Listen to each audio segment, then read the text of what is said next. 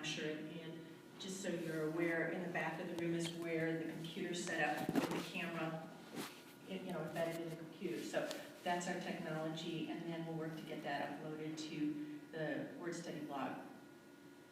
Okay, thank you so much. And I'm actually going to pass the mic to you so you can introduce the people that you brought here tonight. And we'll pass the mic, and I want everyone to feel comfortable asking questions and sharing your concerns or your approval and, support for this program too. Thank you.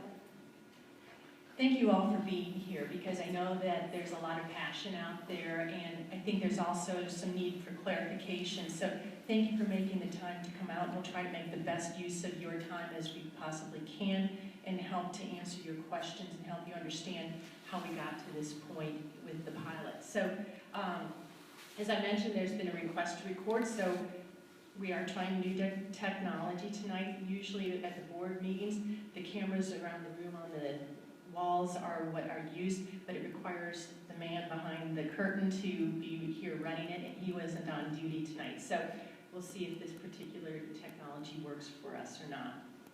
So with that being said, I would like to first introduce the Teaching and Learning Committee members of the board. Elisa Franzen and Tim Rasmussen are here with us tonight, and I think they want to make some opening remarks before we get started. So I'll pass the mic, and then I'll get the other mics fired up. Really don't have much of a comment to make regarding this. I'm just glad that there's so many people that are attending. The one thing that I learned as a talented and gifted teacher back, whatever it was, 25 years ago, parents need to be the #1 advocate. Some of you heard me say this before at other meetings. Parents need to be the #1 advocate for their child, and the fact that there's turnout like this says that you are the #1 advocate. I know schedules are tight, and keeping things moving will get this meeting moving.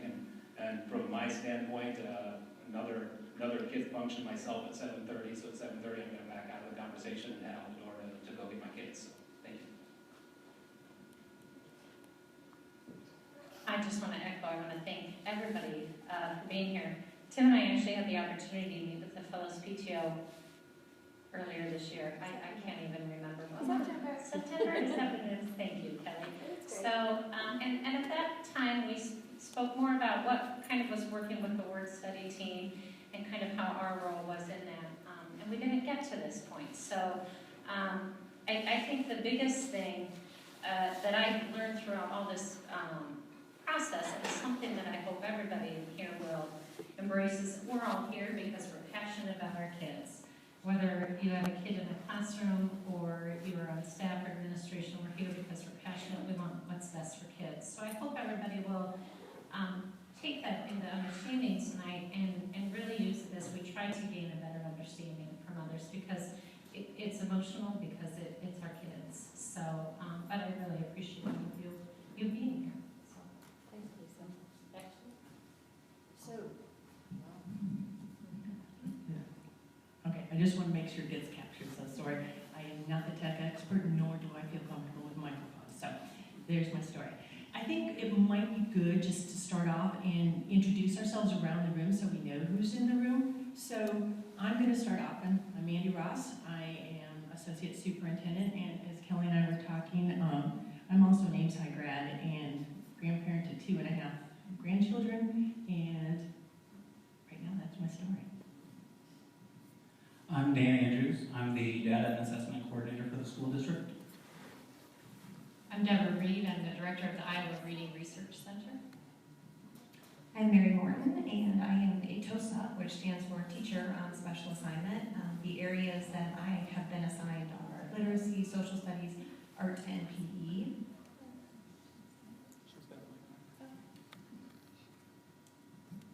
Hi, I'm Karen Simons. Hello? Oh, yeah, there you go. I have 5 kids, a 9th grader, a 7th, a 6th, a 2nd grader, and a kindergartner. My kindergartner was diagnosed this summer with dyslexia, and I'm getting my 2nd grader tested for dyslexia. So that's where I'm at right now. Hi, I'm Helen Bitbich. I'm a parent with 3 children, all of which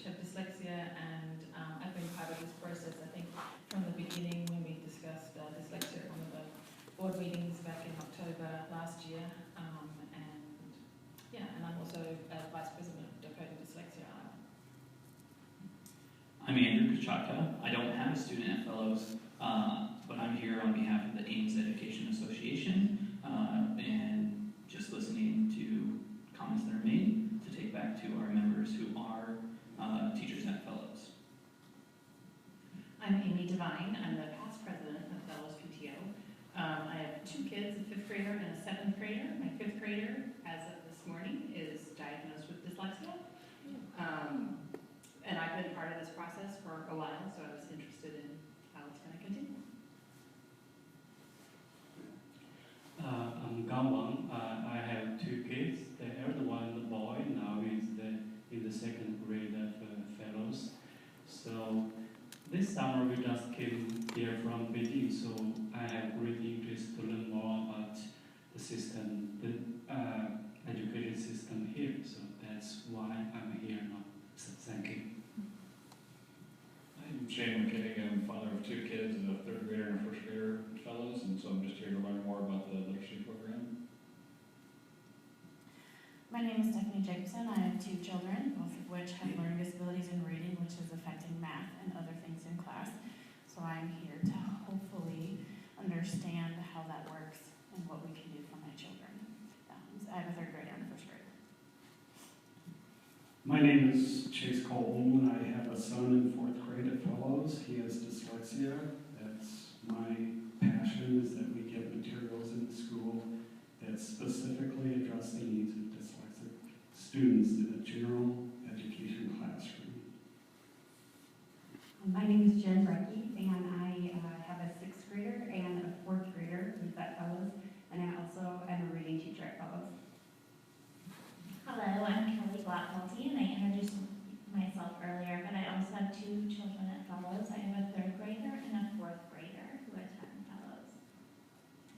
I'm Angie Weber. I am the vice president of the PTO at Fellows, and I have a 4th grader and a kindergartner. Hi, I'm Celeste Chavez. I have only 1 kid, and she's in Fellows at the 1st grade. Hi, my name is Andrea Baguru. I have 3 kids, one a junior at Ames High, one a 6th grader in middle school, special need level 3, and a 1st grader in Fellows, and I am here to know what is going on with the program. Hi, my name is Christy Camden, and I have 2 kids at Fellows. One is in 3rd grade, and one is in 1st grade, and I came with some questions that I haven't gotten answers to yet. My name is Jenny Schell. I have 3 kids, a 3rd grader at Fellows, a 1st grader at Fellows, and my youngest is at Northwood right now. Hi, my name is Karen Stein. I have 2 students at Fellows. My 3rd grader who has dyslexia, and my 2nd grader. I am hoping that we could find a program that supports and is inclusive to all students, no matter what learning disabilities or not. I'm Amy Danner. I have twins that are in kindergarten at Fellows, and I'm just here to learn more about the program, and my mom tagged along with me tonight. I'm Tinghua, and my daughter Kimmy is in kindergarten at Fellows. My son is 3 years old in daycare, and my daughter Kimmy is really interested in reading, so I'm here. I'm Scott Kincaid. We have a daughter in 2nd grade, Fellows, and one at Northwood, and 2 still to come through. So really interested in the future of literacy. My name is Volker Hagelhammer. I've got 4 kids, one in 1st grade at Mrs. Frankel's class in Fellows, and then 3 older ones that are in middle school, high school, and college. Good evening, I'm Jonas Michael, and I'm the Director of Student Services here at Ames, and part of that is overseeing our Success Program, which provides supplemental reading and math instruction, ESL, homeless, dropout prevention, and at-risk programs for the district. I know you already know my name, Elisa Franzen, but I'm also a mother of 4 children, a 6th grader, a 3rd grader, a kindergartner, and one in preschool. I'm Dan Micah. I'm with the English Tribune. I understand that this can be a very sensitive topic, especially for parents. but I just want to quickly announce that this is a public meeting and a public forum, so anything that you do or say is could be used in the newspaper, so just be aware of that. I'm sure make me follow that. Tim Rasmussen had 2 children that attended fellows at different times, and one that I think hit almost every elementary as we were open and rolling and got bounced around the district all over the place, and one that went straight through Edwards early and is now at Ames State. Hi, my name is Theo. Hi, my name is Dan. Hi, my name is Natalie. I'm in 4th grade. My teacher. I'm Caroline Westward, and these are my 3 kids. I'm here to try to minimize the disruption to my son Theo's literacy instruction. Hi, my name is Maya.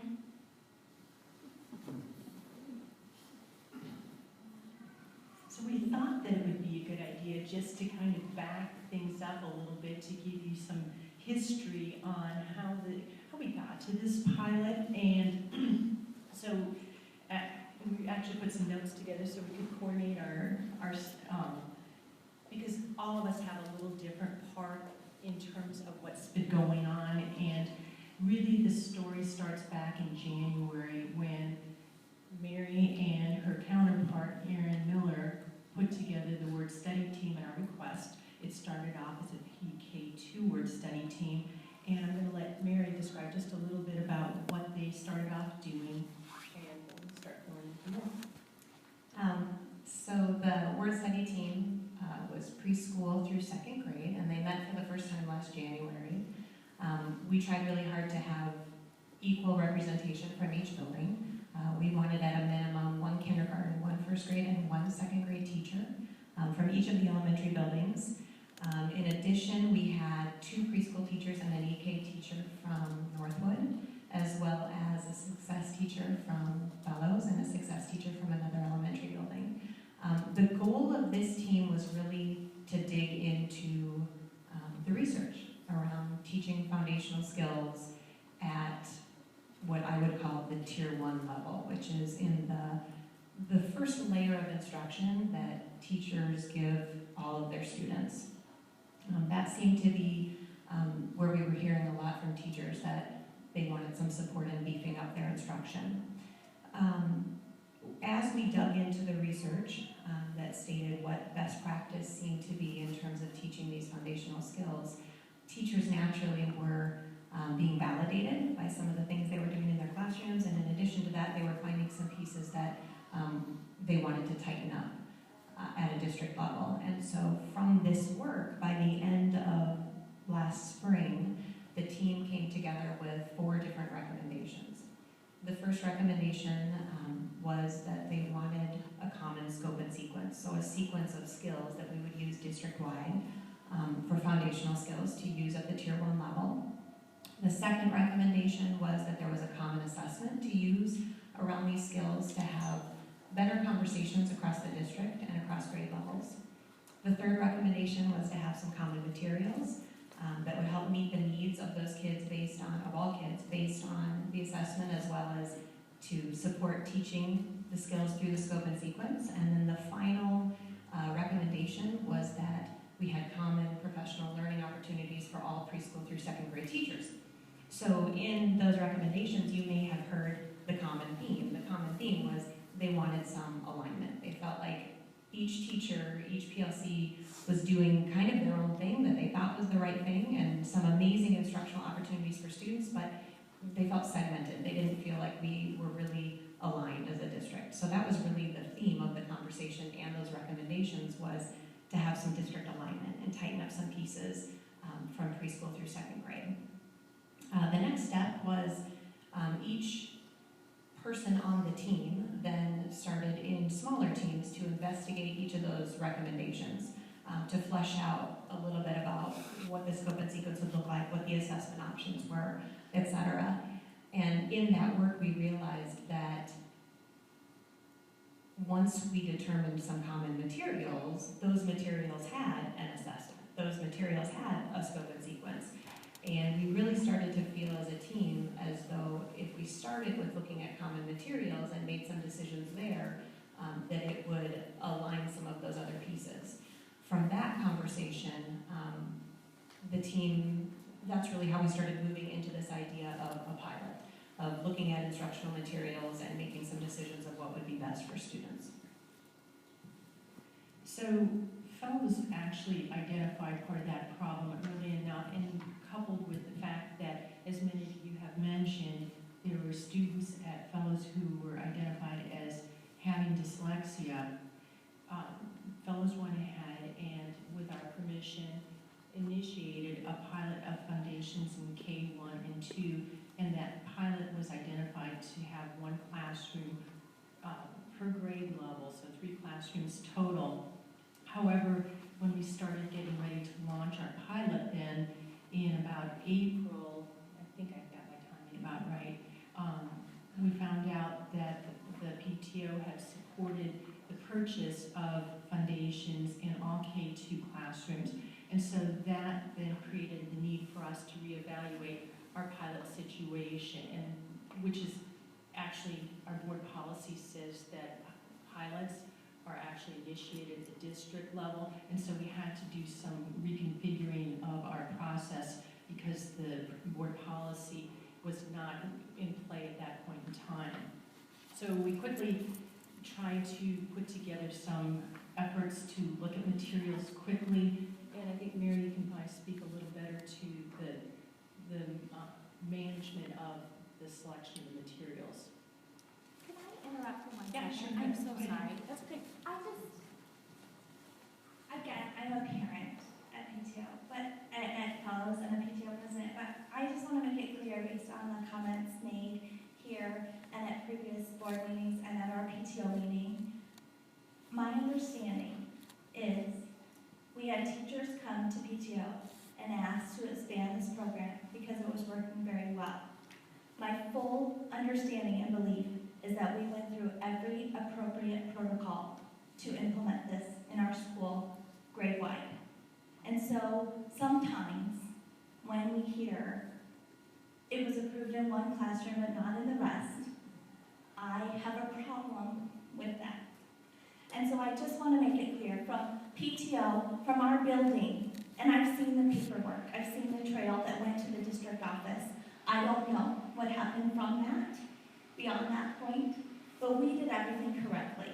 And we have been accused as a PTO of doing things incorrectly, not by you, and I mean that with sincerity, but by other people on the school board, and I don't believe that we did. And so I'm sorry to interrupt, but I also want to make it clear that I believe that Fellows did everything according to district policy. Thank you so much. Absolutely. Basically with a pilot, though, just to clarify, a pilot does get approved at the district level, and the pilot itself was approved for 1K classroom, one first grade classroom, 1 second grade. So that's all. Okay. I mean, that's the part that I know for an absolute fact. Okay. So the rest of it's water under the bridge. So I'm not going to spend a lot of time because it doesn't help the matter at all. I'm just telling you from our perspective what actually happened from our perspective. So, do you want to talk a little bit about how the word study team then started narrowing down the pilot materials? Would that be the next good step? Sure. So you may have heard that the pilot went through several different design phases. And with that, there were different layers of selection of materials. The final selection for the materials that we're using now went through a selection process with the word study team members that I mentioned earlier, including some directors, including the elementary principals, the elementary instructional coaches, and at that point we had, I'm pretty sure at that point, no we hadn't yet. I was going to say we had pulled the preschool staff out, but we had not done that yet.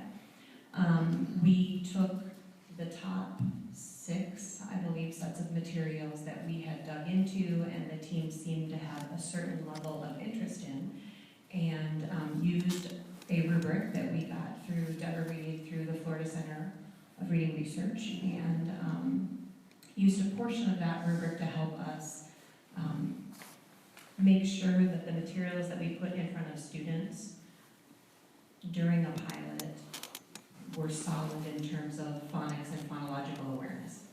And then from those results and those conversations, we selected 3 that we are using currently. So, and can I clarify? Please do. I was not involved in the review. No. I just provided the rubric for them. I made a suggestion for which one to use.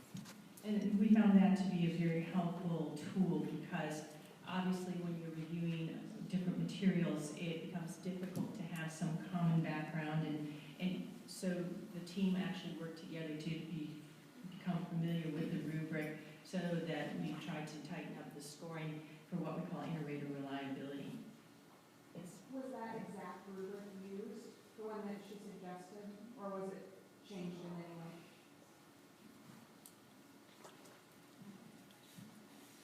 We originally started revising the rubric, and I think Mary, can you repeat, because she wasn't on the microphone for the, can you repeat the question? the question was the original, was the rubric in its original state used to evaluate the materials? Yeah, the one that Deborah read. Yes. Should we call it the Deborah Reed? No, rubric? The one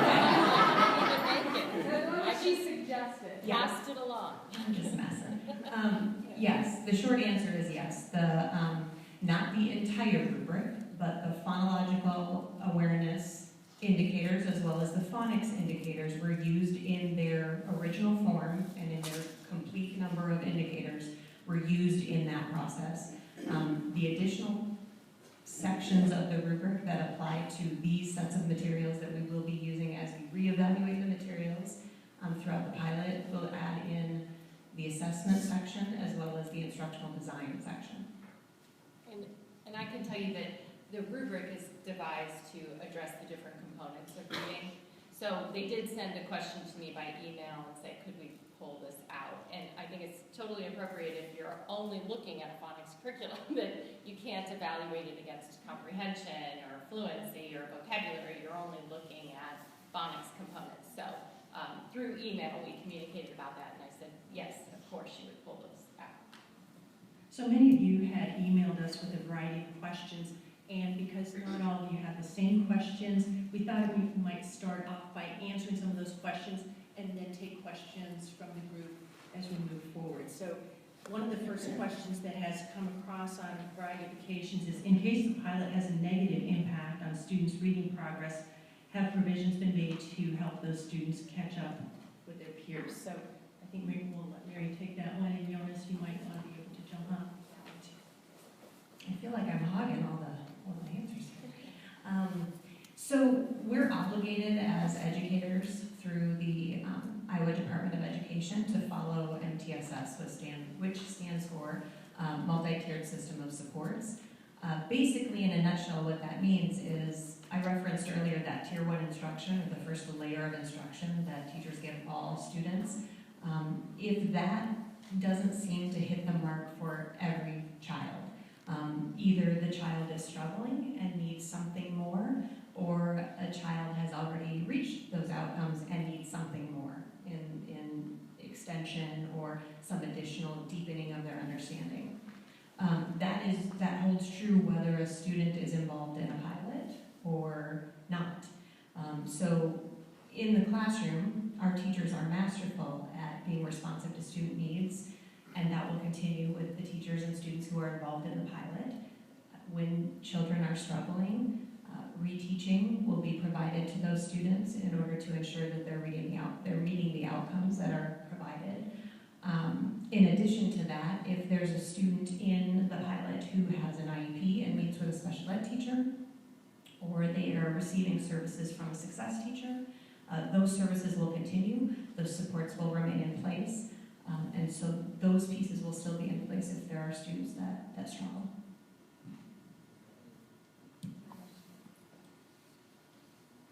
And so just like the general classroom, if a student who's in success or special ed, and Darcy colleague who oversees the special ed program. If a student is not meeting progress or being proficient, just like they would any other time of the year, whether the pilot's in place or not, they would probe the student, provide assessments, and then change instruction based off of what that data says for them. So the pilot doesn't really impact the additional support that students are getting in success or in special ed. We would continue to assess students and change instructions to meet their individual needs. Okay, my first grader, my first grader Erin, she is showing signs already of being confused because she's in the pilot class and she receives foundations from Mrs. Brecky. So she's receiving 2 separate ones, so it's making certain things worse. And so I'm wondering if there's going to be any sort of help for her to separate the 2, or if it makes it worse, longer. Unfortunately, both of my children have inherited their reading abilities from their mother. I am perfectly fine now, but it was a very long struggle, and I would not want my children to go through that. So I'm already seeing it at first grade, and my son at third grade is just getting, he said, the best year ever. We moved from Chicago to come home to go to a school where my children would be taken care of. There's not very much help in the inner city of Chicago. So we switched careers and came home because I graduated from Ames. So I'm wondering if there's anything that is in place to help them understand that.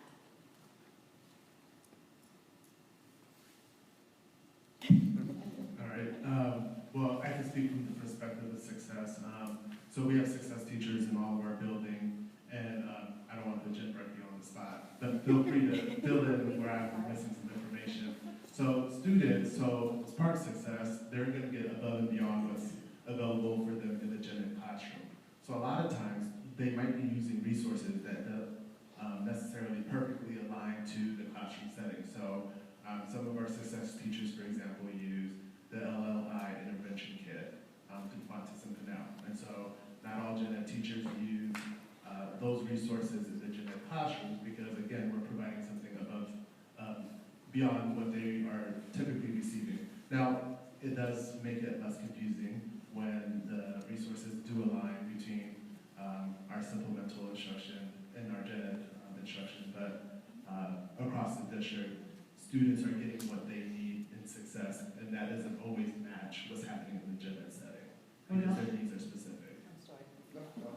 I would also add that just this afternoon, Darcy, who Jonas was referring to, and I were having a conversation about multiple instructional materials for that extra support, and so they're not all well connected, so then it falls back on us as a district and as teachers to ensure that we make those connections for kids, because not every product, every instructional material is going to meet the needs of every single student systematically. So right. It just, sorry.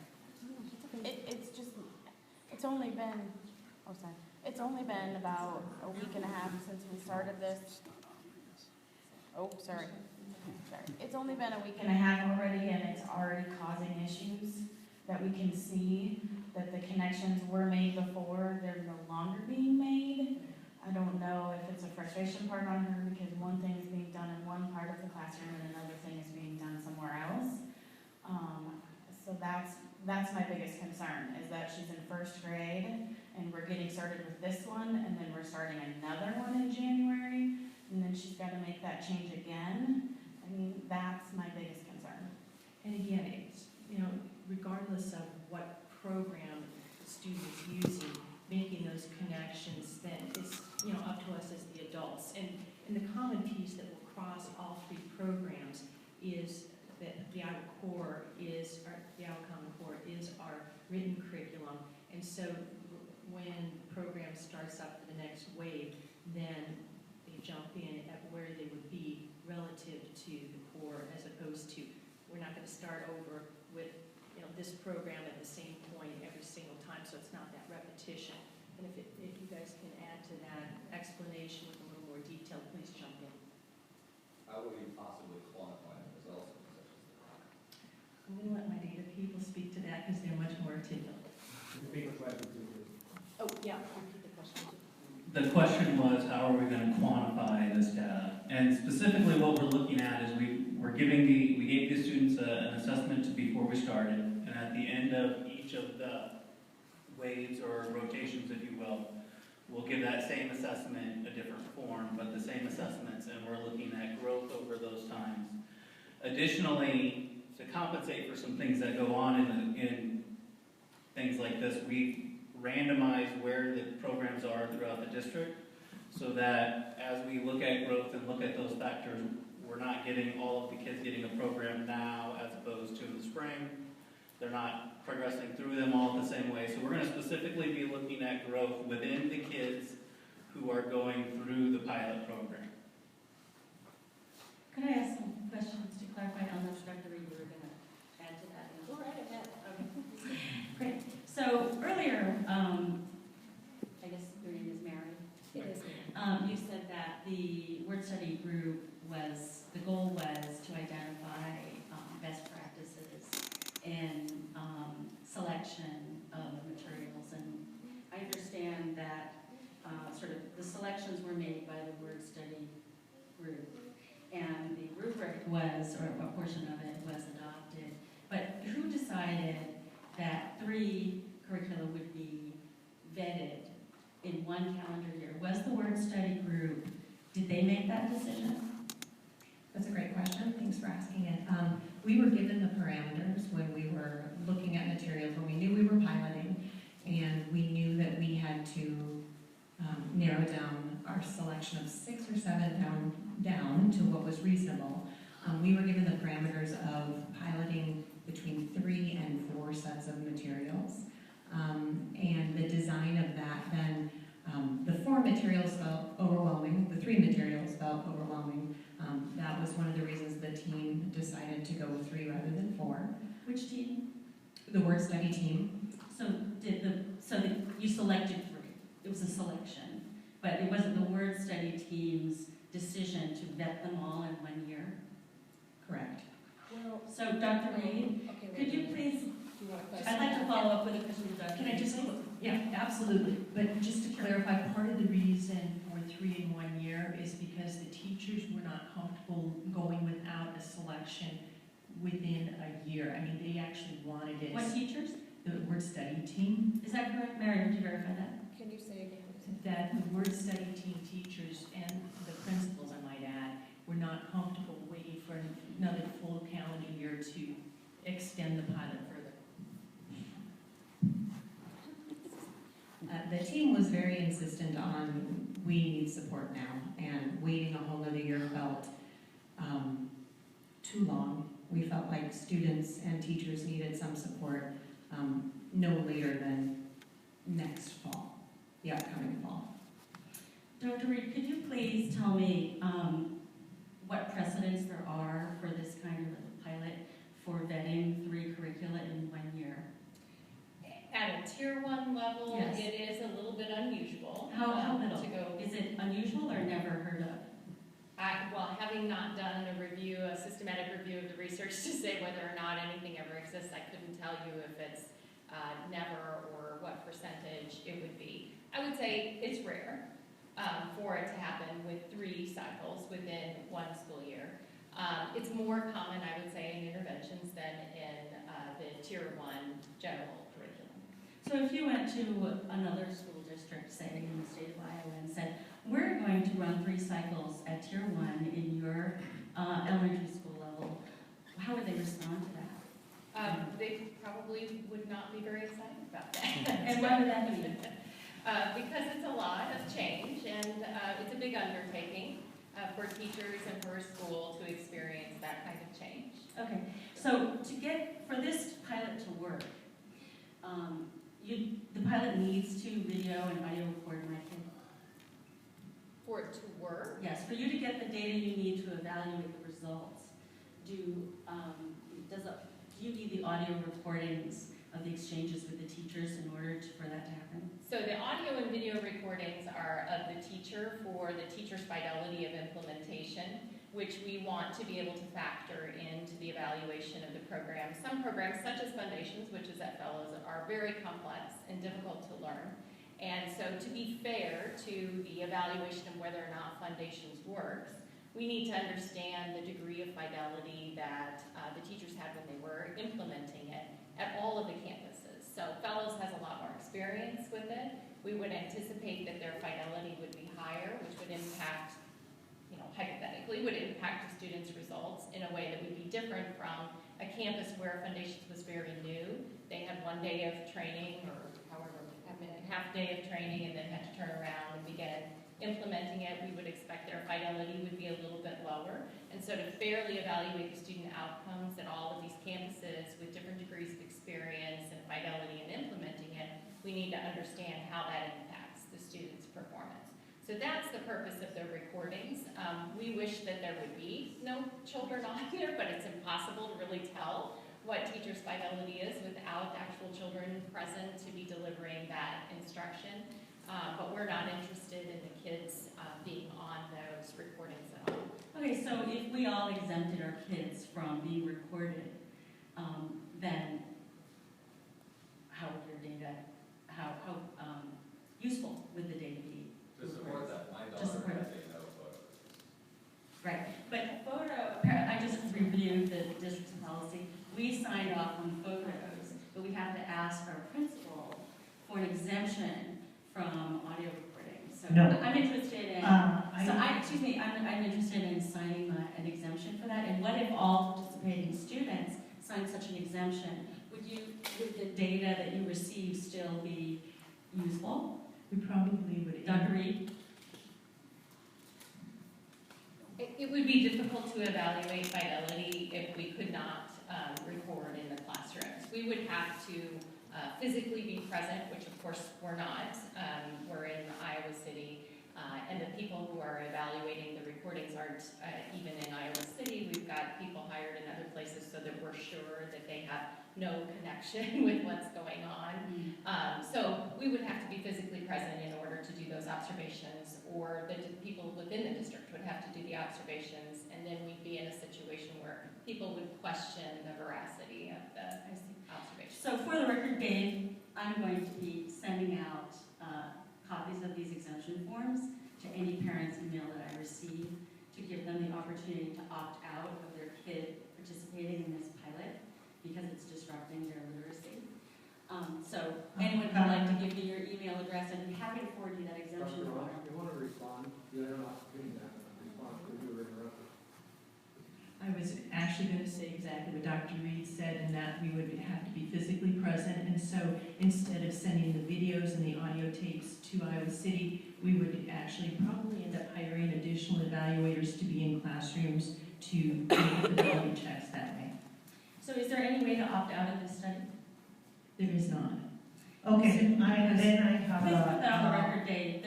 The district is offering parents no opt-out opportunity from this pilot. And they have to be yanked free curriculum. I have, Carmen, if you will, excuse me for a second, I have a question to Dr. Reed regarding that too. You know, my daughter, as I read through the webpage of the Iowa Reading Research Center, you're a research-based institution, right? Well, my question to you will be, like, why are you doing research on minor human subjects without an informed consent for myself? Now, at the beginning of the year, I signed a form for the school which says that my daughter is not to participate in no media participation, so no voice recording, no images, no nothing.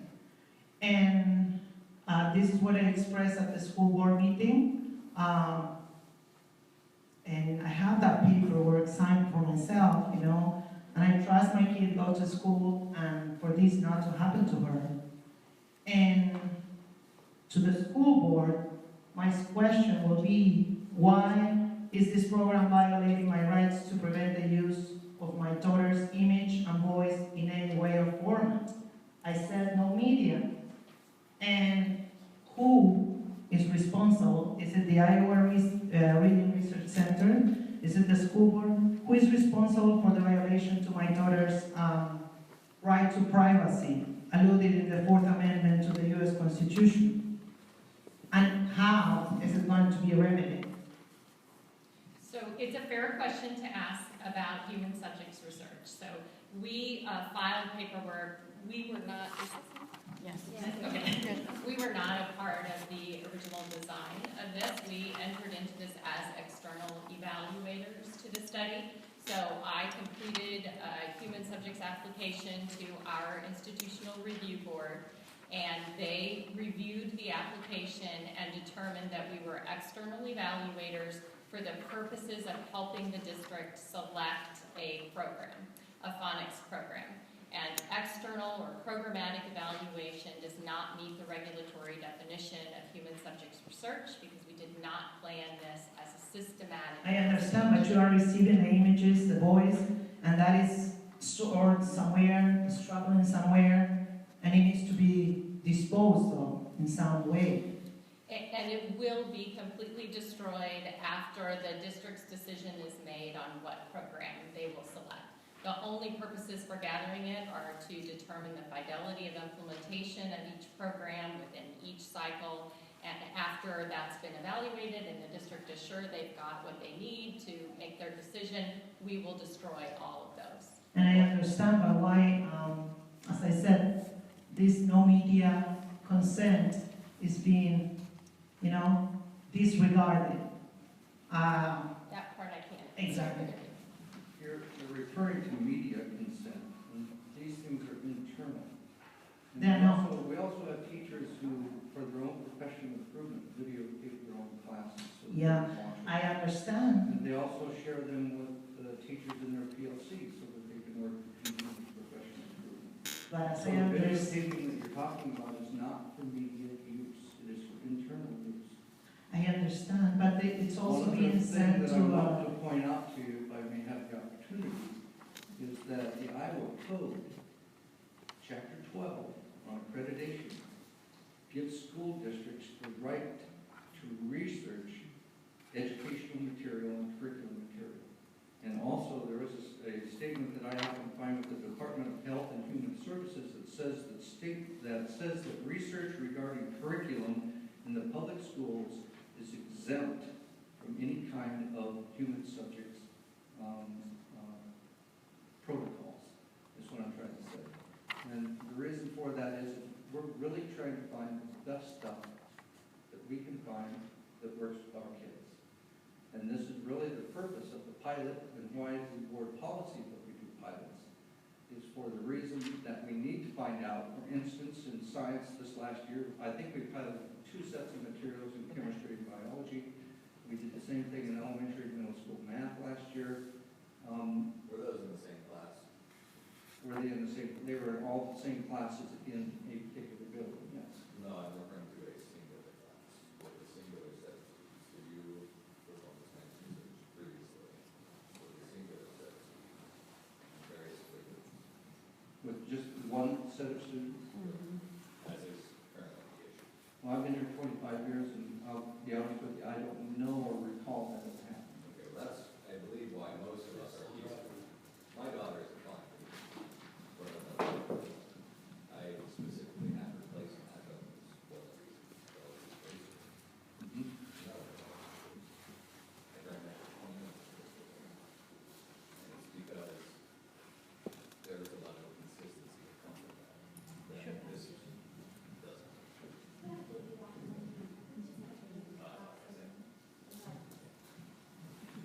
If I can respond. Before I was the data guy, I was a math and science TOSA. And yes, this particular study, this particular pilot is a little bit unprecedented in terms of the amount of pressure and questions that are being placed on Mary and Aaron and Dr. Ross in terms of whether we can, without bias, make a selection. The last time we did a math review, yes, the materials were piloted in the same classroom with the same teacher, but there wasn't this level of pre-test and those pieces in front. We had the same teacher teach it to their students. They pick one unit for one and a different unit for the next, and we went through that. In this particular case, there was a number of pressures outside that factored into the design of this that we need to be able to stand up to and meet the data to support the questions that are coming to us. Can we just quickly understand?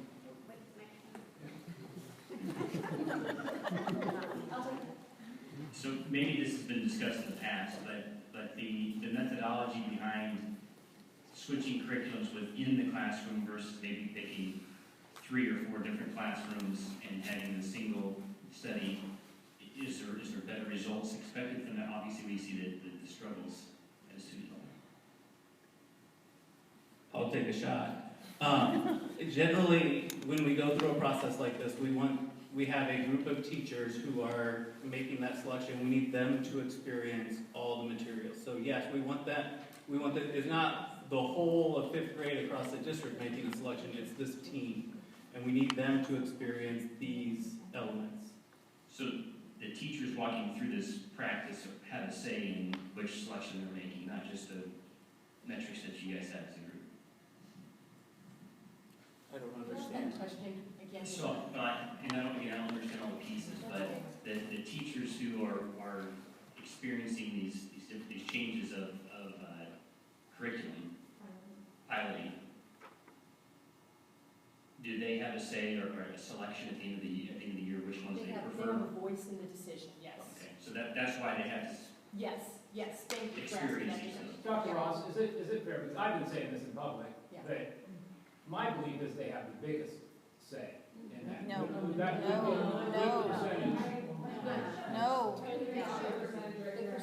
They have, By the time you weigh the rubric, that they're going to score it against the rubric as a team, and so the teachers are having a say in the rubric, but then also filling out their own survey. Is that true?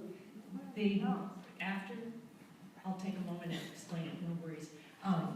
They first fill out their own rubric when they complete it, so that then they send that in, and we've got that when the work study team gets together. And then there are more teachers I think are the largest group, and make sure I've got my numbers straight, are the largest group contributing to the conversation, but it's team scoring on the rubric. And so you have more teacher voices, but it's not a one-to-one vote, because, Dan, I think I'm gonna hand this to you just because I'm not remembering, I think it's 17.5%, but I think you can speak to that. Yes. The percentages came about, this was the magic way that the percentages came about, so I'll just tell you. When we began this process, there were 4 categories that we were looking at. The rubric, the student data part, the student growth part, teachers, and the administrator surveys. Initially, when you start a plan like that, you start 25% apiece. And then as we talked through that, we decided that the most important elements of that were the rubric and the student data, because those are the ones that have the most research backing to stand with. And then the other 2 balanced against those. So it was 30, 30, 20, 20. And then after some conversation and discussions with the school board, they wanted the parents of the pilot to have a voice in this as well. So we added a parent element at 5%, which pulled 2.5 from both the administrators and the teachers sections. So that's how we got where we got. So we've got the 17.5% for the teachers and coaches. So there's 15 teachers and there's 5 coaches. And then you have the administration and the TOSAs, which consists of 2 directors, 5 principals, and 4 TOSAs. So that's 11 to 20. So the administrative section that gets 17.5%, they've got virtually double the number of votes for that section. So that's not equal. I mean, I'm not a statistics person, but to me that doesn't seem like it's equal, that their vote is double. I'm not sure how to respond to that. It's not favoured as equal. The categories are equal. The categories are equal, but the vote within the categories is not But equal. to be fair, this isn't supposed to be a vote. We're looking at all of these elements in configuration to make the best decision. We have never had a pilot with math or anything else where the teachers make the choice and it's a vote. That's not how this works. You're absolutely right, Chrissy, I'll be right with you.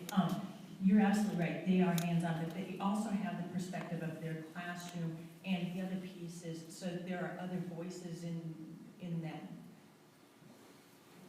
I don't want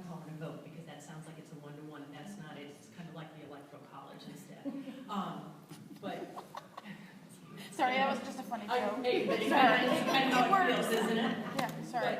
So it's really getting that district perspective as well as the classroom perspective, and we have more classroom voices in the process than we have district perspective voices, if you will, in the process. So, Christy. I sent an email.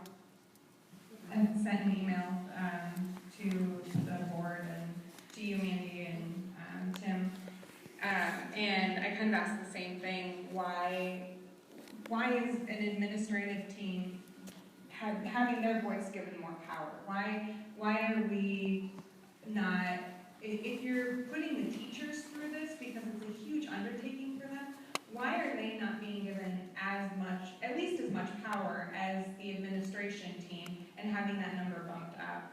I also asked. Can I answer that question before we get to the next one? Part of it is that everybody who has, again, I don't like to use the word vote, but a say, has a responsibility. So it's not just the teachers who are going through the pilot, but every other administrator, every other teacher on a special assignment who has a voice in the process has a responsibility. So, for example, Jonas has to be in every classroom in the part of the pilot that he's in at least 3 times during each wave of the pilot, and then getting with the rest of his team, which includes teachers, directors, and instructional coaches. I think, if I've got that wrong, and a principal, thank you. I know I was forgetting somebody. So that team then has to make sure that they're in all the different pilot classrooms for that wave.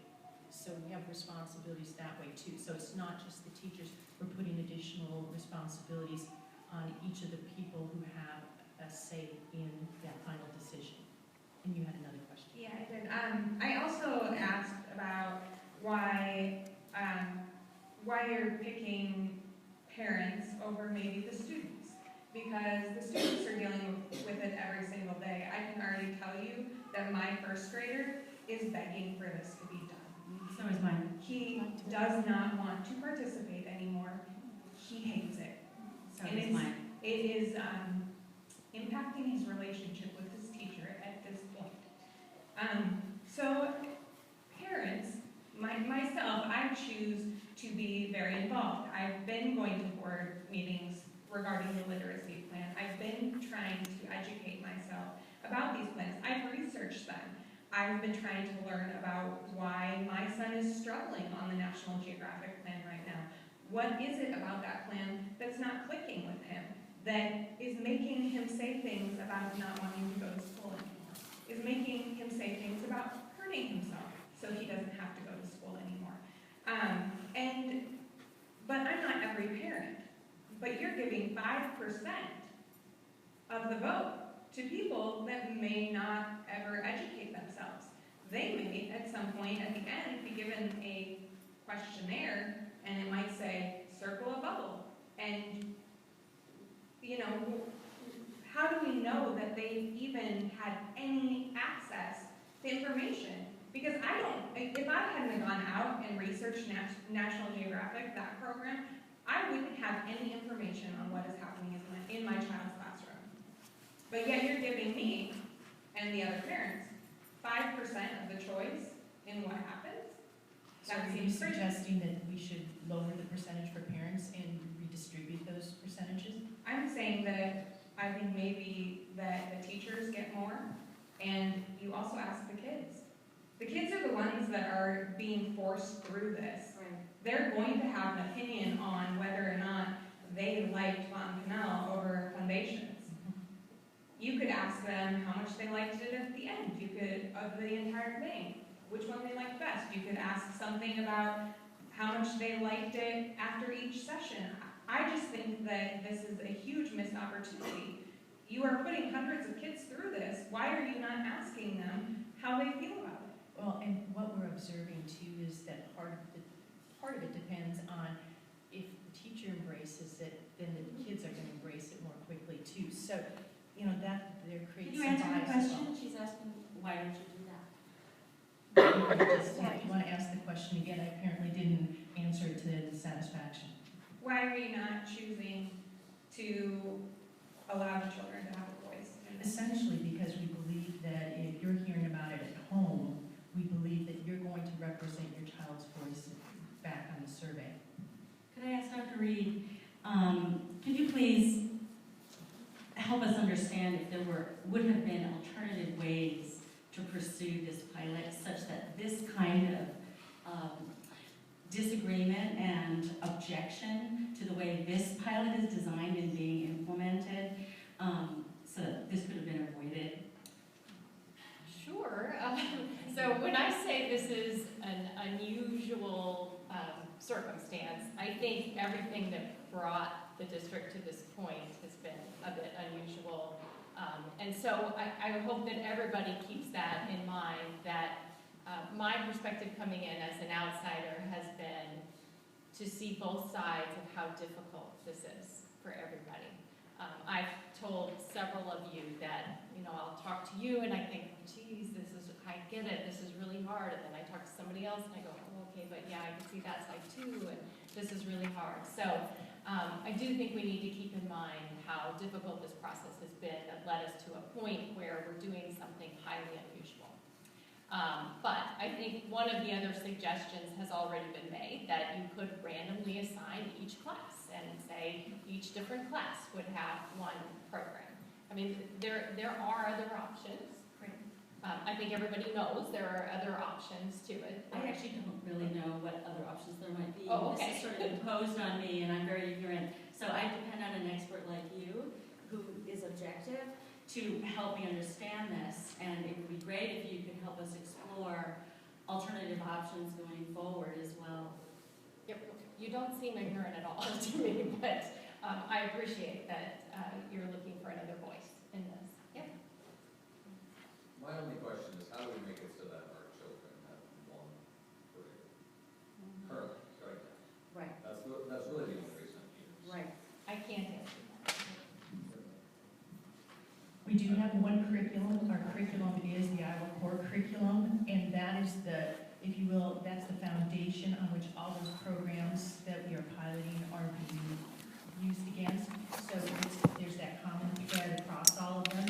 As a new program starts up, then wherever that teacher is in the Iowa Core curriculum is where they start up with that program. So the curriculum doesn't change, the instructional materials are what is the variable that we're piloting to see what is most responsive to meet the needs of our students. But it's just different terminology of the same issue. The issue is things are changing. I don't want it. How do we make it so that that stops? At this point in time, it would be a board decision if there were to be changes made. And what would it take for that to happen?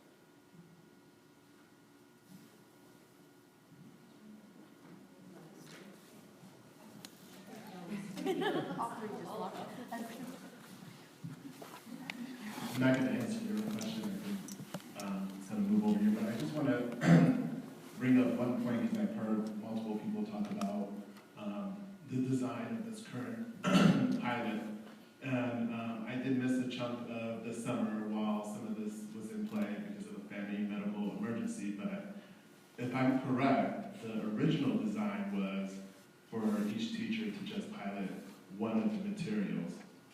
And then what happened, as I recall, is that there were teachers who were not willing to give up or did not want to give up the materials that they already had in their classroom. And so then I think it went back to the drawing board of how do we honor the work that's already happening in one school and not take away the materials during the pilot study and still allow teachers to go through this pilot. And I think that was kind of some of the outside pressures that the team as a whole had to talk about and decide how do we move forward given some of the concerns and issues that were brought forward to the school, particularly fellows, and the school board. So I think the original design was to just have one set of materials piloted in the classroom, and I think that's just something, it wasn't ignored, it was something that was the original design, and I think this was our best attempt of trying to address the concerns that were in play when we first designed the pilot. I mean, I just wanted to throw that out there. It wasn't something that we didn't want to move forward with, but some additional pressures were put on us as a district to address those things. Yeah, I mean, that historical perspective, I mean, the pilot would have been approved with, the two choices were going to be either individual classrooms had one program or individual buildings had one program. And there had been a recommendation made, and it's pretty rare that I'll listen to the professionals in our district and probably make a motion at the board table that would have gone against what they said, but I was going to move at the board meeting, I think in June, that we try the pilot at the building level. And if that would have happened, foundations would have been in fellows for this entire year. And That's not entirely and that there was an uproar that got some other people to back off on even making the decision at that time. And the decision was made to slow down the process, reevaluate, and now we're at the pilot with the structures that we have. And you know, I'm not 100% sold on that it's perfect. I won't tell you that. But I will tell you that if there hadn't been an uproar in June, I'm pretty sure I'd have won that discussion at the board table, and that there would have been 3 people vote with me, and foundations would have been in fellows for this entire school year, and Sawyer would have been piloting some other program, and Mitchell would have been piloting some other program. Go ahead. So I was actually so what you understand is true to a point. I was at a meeting before all of this went haywire back in May, and we were of the understanding at that meeting that foundations would stay in fellows and then it would be piloted in other schools. We went back to our school fair that evening and said, yep, everything's fine, and come to find out that that was not the case, that what was actually going to happen was that foundations was going to stay in kindergarten in fellows, but it would be in kindergarten in all the schools. It would have Where's Their Way, and I could have these wrong, but Where's Their Way was going to be in first grade, and Making Sense of Phonics was going to be in third grade. Second grade. Oh, second grade, sorry, second grade. So that's what was going to happen, and that's when it all blew up, because foundations was going to get moved completely out of fellows, and that's what upset people. That recommendation had come through, and I don't know if that was word study team, I don't know where that recommendation came from. It was All I'm telling you is, at the board table, my motion would have been to go back to option A, which was at the building level. Right. And I'm pretty sure in that discussion that night that I'd have gotten 3 other people to vote with me. Right, but And so but that is how it would have happened if it hadn't blown up. And can I guarantee I'd have gotten those votes? I know, No. but the information you were given was incorrect, or what we were given was incorrect. Because somewhere there was a miscommunication on that particular day. There were 2 meetings going on. One happened in the morning and one happened in the afternoon when we were there. And so I don't know what happened. But that recommendation changed very quickly, and ultimately the 7 people sitting at that board table would have made that decision that night. And the decision was made at that point to table it and go back and reevaluate. As a board, you were not given that choice to make a decision because it changed before you sat down at that table. The decision was made to table the decision at the board meeting that night. Yes. Okay. If you had an opportunity to make that motion, or you did not have an opportunity? no, it would Why have been. didn't you, if you were at the board meeting, you chose to table it? At that point, the discussion was to go back and reevaluate. So who made that decision? I am so confused. As a board, I don't know if we ever did Something vote. changed that day. I agree. Something changed that day, and principals were notified, parents were not. Word 17, I don't believe was. So what changed, Mr. Messer? I don't know where that recommendation changed. I don't know the exact timing of that recommendation.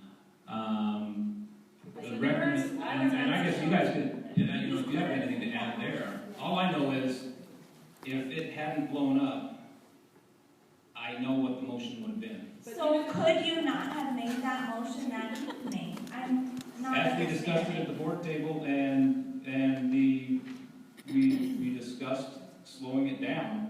I do not believe it ever would have passed to go forward with the pilot in the way that you all heard behind the scenes that it was going to be implemented. That motion would not have passed. Okay. And it would have passed back to the option A, which was at the building level. And as we discussed it, and as board members wanted to slow down the process, reevaluate, see if we could come up with a better structure, and in hindsight, do I think this is a better structure than what that one was? Yeah, I do. Getting Iowa Reading Research Center on board to assist with some of these fidelity checks is a great thing for this district. And we've made some improvements to the pilot. I won't tell you, I'm not an educational researcher. I don't know it's perfect. Can I just I just had a couple, go ahead. Just, so, back to when it was back in May, the two other programs that were chosen, and I don't know whether any of you are aware of those programs, but they weren't appropriate. No. They were Where's Their Way and Making Sense of Phonics, which are completely structured literacy to start with, and we're not appropriate to be piloting or even using as a program in our to support our young readers. So we're fortunate that we've got these three programs. I think that's something that we all, if you're not aware of it, that is really important. It's Foundations and two other programs that are of similar quality. I'm yet to see the rubric data, and I'd like to see that data, but I've been told that they're of similar quality. And so I know it's hard for us at Fellows because we have a really good program. We started a really good program. But in order to make this work, I would hate it if it was my child going through this, but it's like for the greater good. Other kids and other schools in this district don't have anything. They have no materials. Their teachers are scrambling to get things. And in order for them to have something in their hands at the end of this school year, to start the next school year, we kind of have to go through this pilot. I know it's not easy, and I have been at this for 7 years. I have had nothing for my kids. I've spent thousands and thousands of dollars in tutoring so that my children can be up to grade level, and I would have loved to have had Foundations for my kids. I really would, but we just really need to, as hard as it is, I think we kind of need to embrace this and hope that all the rubric and everything comes through and proves that Foundations is the better one. I do feel for your kids. I would hate my children to have to go through this. I know a child that if you have a struggling reader, having multiple programs is not the ideal thing for them. And I don't know whether we can negotiate with our leaders here to see if we can improve that for our children. I don't know the answer to that, but I know for the big picture that this is something that we kind of have to go through. We have to find something. And I agree with what you're saying. The issue, the concern I'm having with this is that we've been at this advocating for kids with dyslexia and learning disabilities. I started last year when I found out my kid had dyslexia. What has been really difficult for me is that one of the board members, not you guys, said that the fellow parents are biased towards the program, Foundations. And I don't think it's being biased. It's the fact that Foundation supports all students, their support learners. They support kids with dyslexia, ADHD. They support kids that are high-functioning, autistic, Asperger's, and so on. When you research the other ones and you do a search for dyslexia, no results are returned. Multisensory, no results.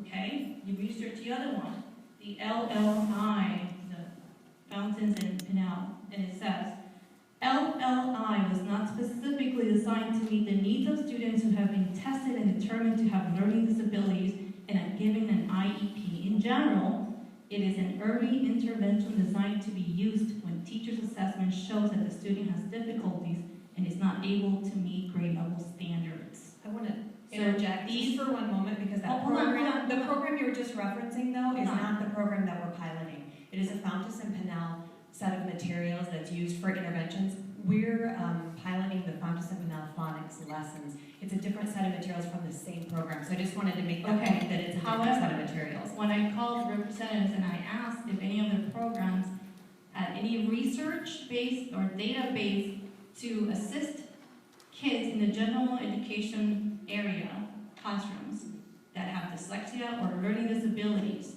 the answer was no. It is not designed to support these students. So my question to you and to the board is, if we've been asking you, and we know that 1 out of 5 children or students have dyslexia, that means 5 students in a class of 25 kids. Why are we not choosing a program that supports children with learning disabilities that are stuck in the middle because they don't qualify for special education, they're stuck in a general ed classroom, and the other 2 programs that you chose, which was the reading supplement and a book, also did not support kids or students with dyslexia or learning disabilities. So my question to you is, why are we not choosing these kind of programs? There's other programs besides Foundations and Wilson that support all learners and are inclusive. So why is the district being exclusive to these children, to the students, and why is the board supporting this? These are my questions. Why? Thank you. I will jump in and then pass the mic. I can speak a little bit to how the materials were selected, and just like the design of the pilot has shifted, the materials that we've used have also, or have been considering using, have shifted. Helen's correct. In the first round of the pilot, we had Foundations selected, as well as Words Their Way, as well as Making Sense of Phonics. The decision behind choosing those 3, a lot of it hinged on the fact that those were sets of materials that were being utilized in the district. We wanted to honor the work that teachers had already been doing, and we wanted to kind of bank in on the fact that teachers had some experience with some of these materials. In addition, we, in our initial search for materials, there weren't a ton of other options out there in our initial search for them. We got some pushback on those sets of materials and went back to the drawing board, and the team asked us to find all the materials that we could find and bring them in for them to examine. So we did that. We called reps from all the major publishing companies, we looked online, we looked at the What Works Clearinghouse. There are a lot of materials out there for foundational skills that are for interventions, that are for Tier 2 and Tier 3. There are a lot of materials out there that are for comprehensive, that take over the entire 90 minutes of the literacy block. That wasn't what we were looking for. We were looking for materials that specifically targeted foundational skills. But in our search, we came up with, I think, 10. I can check my numbers and get back to you, but there were several sets of materials that we brought in and the team examined. Now, it was not ideal because we didn't give them a lot of time to look at the materials. It was basically wandering around the room and looking at the materials that each company sent us. And what you may not know is that companies are not as willing to send you full sets of materials to look at or to pilot anymore. A lot of times you have to purchase them. We didn't feel comfortable using district money to purchase 10 different sets of materials at 3 different grade levels so teachers could have an opportunity to look at it. Again, not ideal circumstances. The team perused the materials very quickly and gave us some feedback on the ones they were most interested in piloting or considering or looking into more.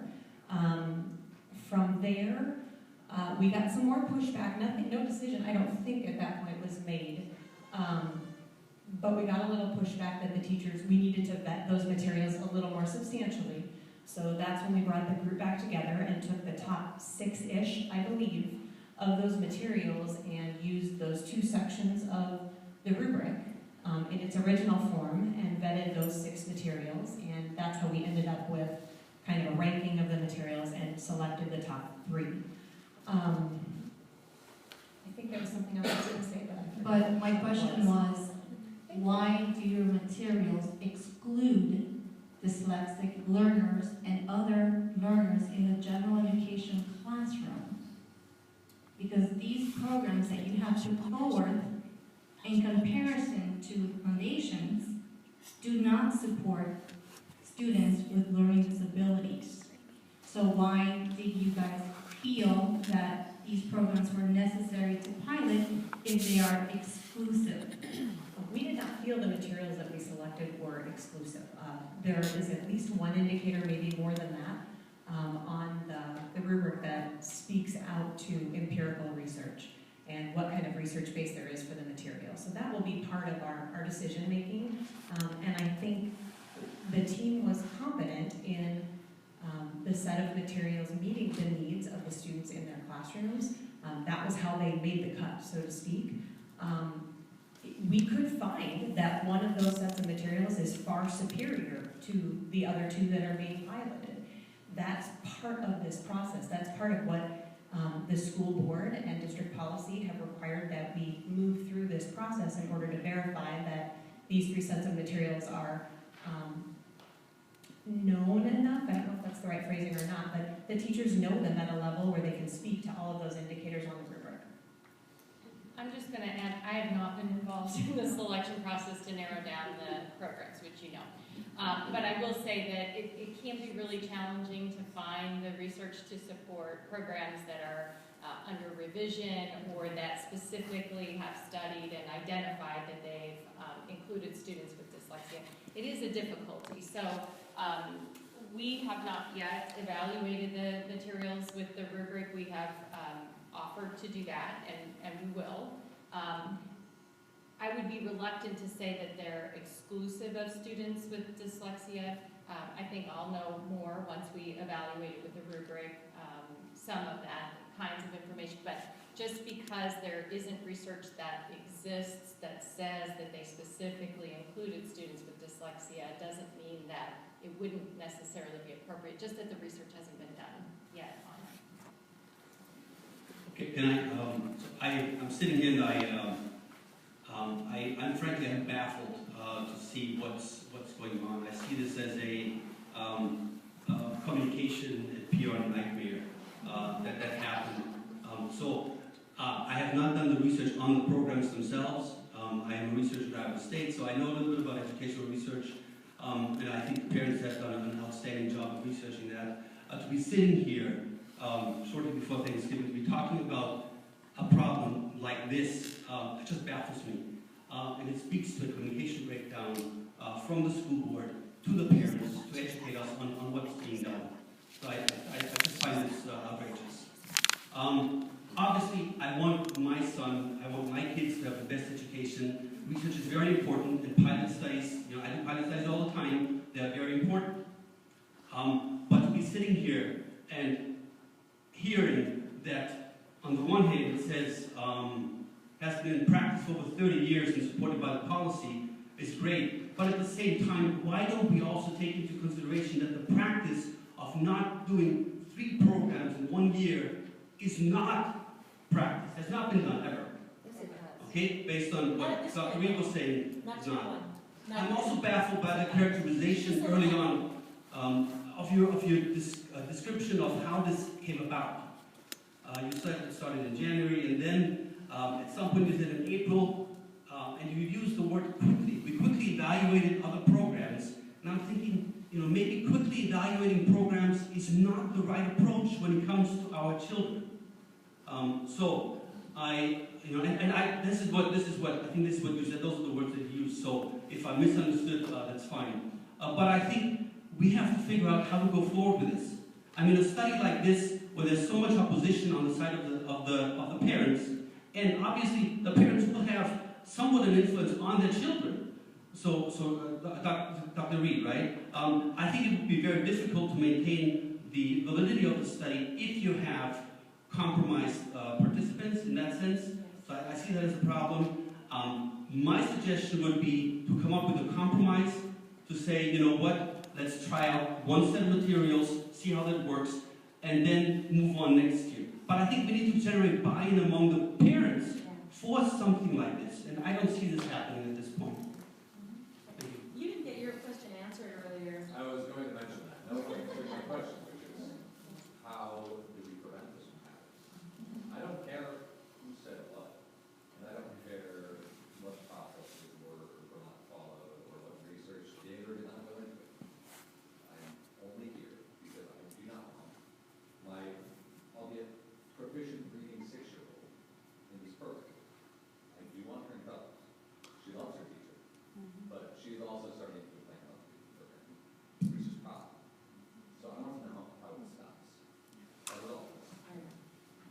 So I'm going to give maybe a little perspective, especially since the board keeps getting thrown out, and I'm the only one left. So I'll take those questions, and I probably won't get all of them. What does the board think of this? This has been a learning experience for me, and I've been on the board like 15 months, I think is what it's been. When we started these discussions and got into them, we have individuals in this room that we have really worked to try to make them aware of when we've been having some meetings and when we've been having these discussions. And I think through them providing feedback and questions has allowed me the opportunity to have higher level of questions with the staff at the board table. I've often said to a couple of people, email me your questions, because most likely I will ask them whether it's at my committee meeting, because I'm on the teaching learning committee, or I will ask them at the board table. I have really valued, and I'm going to point, sorry, Helen, I'm going to point you out. I'm going to point you out, Chase, Karen, you've been a part of that as well, as coming to these meetings and asking a lot of questions. I believe that where we were in the spring and the materials that we had, we've come a long way from the set of materials that we were looking at that time to where we are now. And I believe that's attributed to the involvement of parents. I did not know the 5 components of reading when I ran for school board. I do now. So those are the ways that you have educated a board member. It's not my responsibility also, or my role, to know that stuff.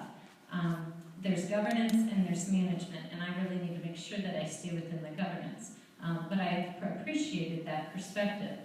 At the beginning of October, we had, so let me back up. So one of the things that we've tried to do to improve the communication, and I listen when people say poor communication, because I want so much to be able to improve that communication.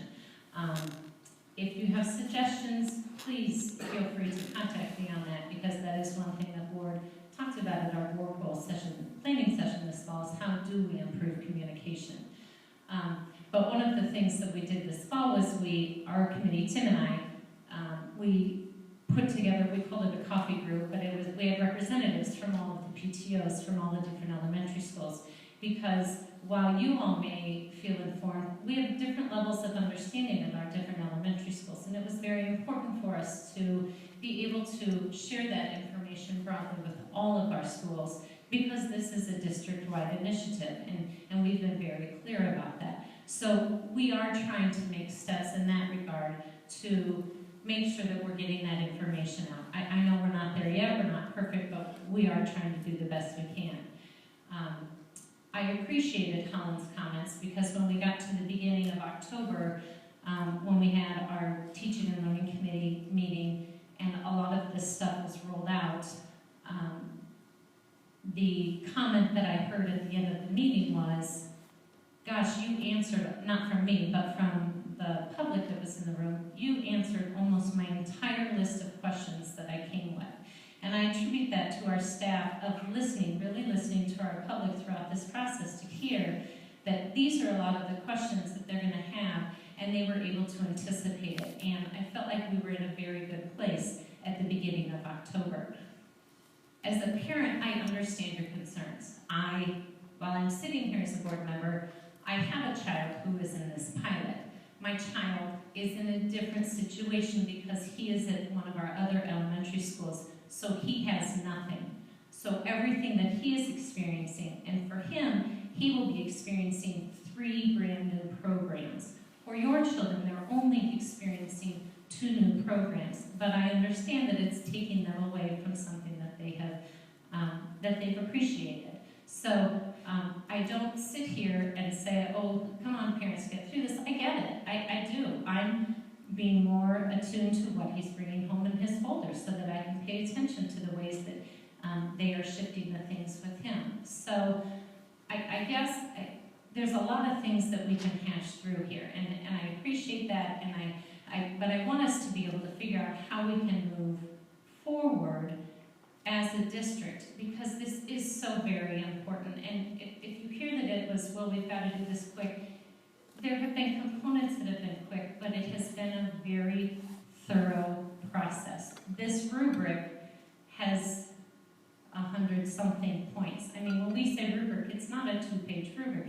This has been a very thorough vetting process. So to say, am I comfortable? Yes, I'm very comfortable with the 3 sets of materials. But it's important to me that Fellows has a voice.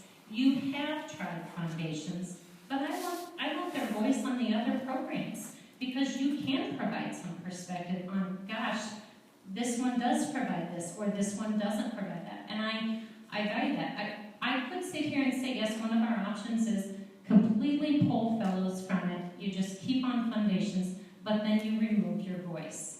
And I value those 3 teachers' voices, the instructional coach, the building principal. So I don't feel like that is an option. I'm going to throw this out, and I whispered it to Dr. Taylor, so I'm not really out of place saying this, but what I'm hearing is parents are frustrated because you're using foundations and you don't want that pulled away. Is there a way that we can, and I don't know, I'm completely just throwing an idea out, so don't trash it right away, but is there a way that you can still have that foundations, they still get this, whatever program they're in their general classroom. Somehow we figure out a way they get it, but then that data, that student's data is then pulled from the research, because I want it to be and Deborah Reed I'm a researcher, so I'm, again, governance here, I'm not the management side, but can we think outside of the box to help our families, but yet still achieve what I believe is very important, and it's providing a set of materials that our district can all get behind at the end of the school year. So I'm not quite sure I know what you're asking. Are you asking, is it possible, and so before you clarify this, let me just say, as the external evaluator, we're going to work with whatever the district said. That's how we got into this. That's how we will proceed. We are here to help and support. That this is your project, and you guys own this. So let me make sure that I understand what the question is. Is the question, do you want to exclude the data of the students from Fellows from analysis, or are you saying that you want them to follow through the 3 sets of materials, but then also do foundations on top of that?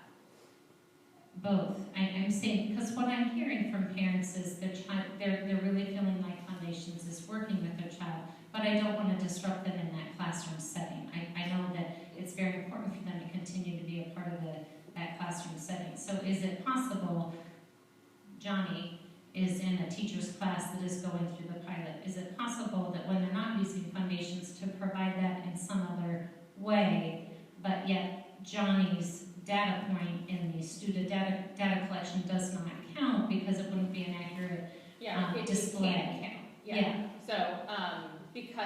So let's just hypothetically say foundations is the best, right?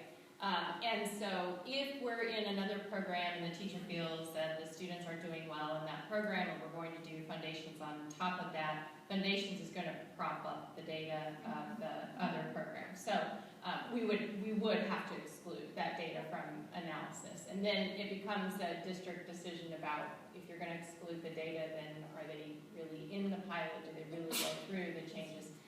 And the other thing I will say that it hasn't come up yet, and I just want to make sure it's clear in everybody's mind, this is a portion of the 90-minute block, so the entire 90-minute block is not changing. One component of the block is changing that the district has established will be at a maximum of 30 minutes, so it cannot exceed 1/3 of the block. And I think with one of the programs, it's 20 minutes of the block about. So at maximum, it's 1/3 of the block, which is a good chunk, but it isn't the entire block that's in upheaval every time that the cycle changes. So it's a decision that I will hand off, but I'm to say we would have to pull that data. I think the other issue, as a data guy, I look at the school day as a finite amount of time. And if we double dip in the phonics instruction, it's not like they're sitting around with 20 minutes not doing something else. So you're going to sacrifice something to double dip them in the phonics, and that's going to have to be a question of what you're talking about next. I love that you're thinking about some sort of opt-out. I just want to say that. It sounds like you're exploring with us an option to opt out, which is sort of getting to his question, it's what I've been asking all along, which she flat out said is not possible. So thank you for that, Lisa. Just for exploring the question.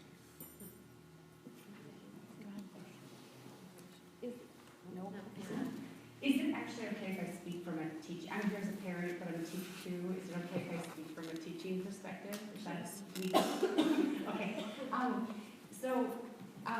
I teach Tier 2, which is the Success Program, and sitting last year in a training with Wendy Robinson for our Tier 3 teachers, which I just asked if I could attend because I was interested, I started just kind of looking at our Wilson program and what was going on in Tier 3, and is there anything, how could we connect this to what we're doing? And that's when I got online and I was researching through with the Wilson site and found this foundation program and emailed Carol Page and said, would you ever let us look at this? This is my 20th year of teaching. I've been teaching literacy in this district for 12 years. And I have always wanted there to be some sort of connected program between our tiers. And so for me, her letting us do this and then our teachers finding such success with it, feeling that way and feeling so connected together. I remember this summer actually telling one of my college friends, I was like, it's like a teaching utopia. From my perspective, because I focus so much on those foundational skills. And to me, this is what I make my life's work, is those little intricacies that we are talking about, this 25, 30 minutes of our day. But to be connected through all of this has made such a difference for our students.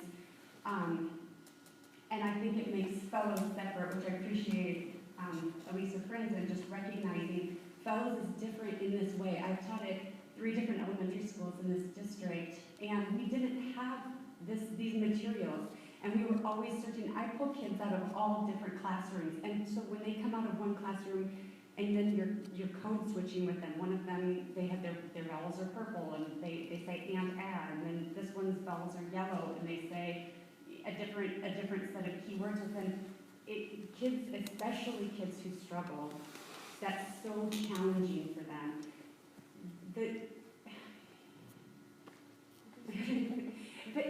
So I think for fellows, it is different. Sitting from where I'm sitting now and seeing the connectiveness that we have between teachers and students, it is so powerful. And so for us, I know we feel like something's being ripped away and we're like, oh, don't let it go, because we feel so strongly about having those connections, and our kids feel it, the power that the kids that have the same language and they go from place to place and they see the same thing, especially our struggling readers.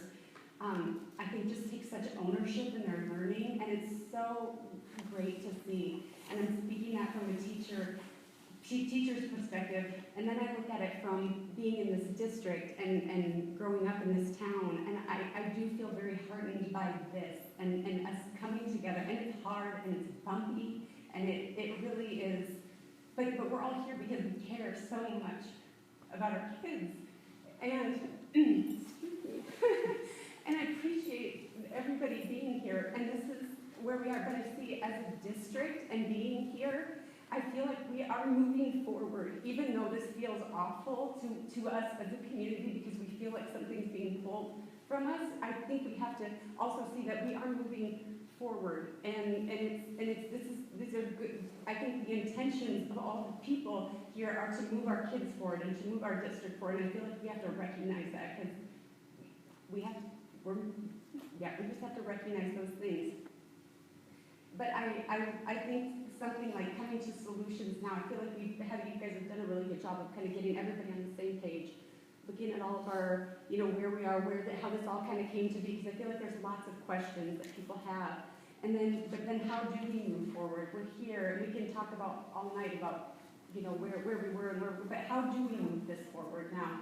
And I think something like creative solutions, and that's why we're here, because we all care, and Fellows is in a unique position because of the work that we've done to be in this position, and so can that be taken, like you were saying, into consideration to do something? Because it is a unique situation, it is fast, and some of those things feel fast, and people are very passionate about it. And, yeah, so I just think, yes, taking those steps to move forward, and how can we keep moving forward from here? Sorry, Councilwoman. To be clear, I wasn't asking how we entirely first. I'm asking how we cease switching between whichever verbiage you prefer to use with my child, who I have no interest in being part of the but I'm fine with any of them. I understand that everybody's child is different, and that is fine. I just don't want different with my child in the same year, in the same class. That doesn't make any sense to me. That is not in fact the way for anyone to learn. It's also, I have no confidence that I can effectively be evaluated. So, Dr. Reed, is there an opt-out option that you could recommend? I mean, is there usually an opt-out option to pilots like this? Well, so, I have one. Thank you. Yeah, the opt-out is usually when it's when it's considered human subject research and it's being overseen in that way by an IRB. So there would be a consent form, but because this, again, is not at that level, then from a research standpoint, there isn't one. Within the district, then they've also, I think, heard from Dr. Taylor how the code applies in this case as well. So I can't speak to them from the district standpoint, but are there options? As I said, whatever the district decides, we are here in a supportive role, and we will move forward with whatever the district wants to decide, as long as we are being supportive and helpful of that. So it's fine with us, whatever happens, but right now we're set to continue with the pilot in this way. So, but what if there were an opt-out option available? What would that look like? Waiting patiently. Go ahead. Sorry. My kid is not in the pilot. Santiago is the one that is in first grade. He doesn't have any problem reading or anything like that. It's 12 years that I am in this district. I am going home really sad today. Totally changed the idea of what I have of this district. I think that in this district we all work together. And I am going home with a totally different idea today of what Ames Community School District is. This seems a battle between the district, fellows PTO. I really don't know what is going on. I think all our kids, being special needs or not special needs, deserve the same education. Some years ago, my daughter is level 3 special. One of my friends that also have a kid in special ed, level 3 and level 2, told me, we are lucky because our kids are level 3 and level 2. If not, they will not have an option in these schools. And I was shocked with that. And I feel some parents today that maybe that is true. And my question is, why if foundation is working at fellows, and just I really didn't read the program because really my son doesn't have any special problems learning. I just read an article where Gilbert School have a lot of success using foundation. Why fellows can share foundations with Mitchell, Edwards, Sawyer, all the elementary schools. We are forgetting that all these kids are going to be together in middle school and in high school. What we are thinking is our kids, is the education, is what we have to tell every kid every day. The only thing that you have in the future is your education. And we are fighting each other when it's supposed that we are all together in this. Really, it's my first time in a community board, and I am surprised, and I am sad. Well, the concept that I have of Ames High, Ames Middle School, and Ames Elementary is changing to me today.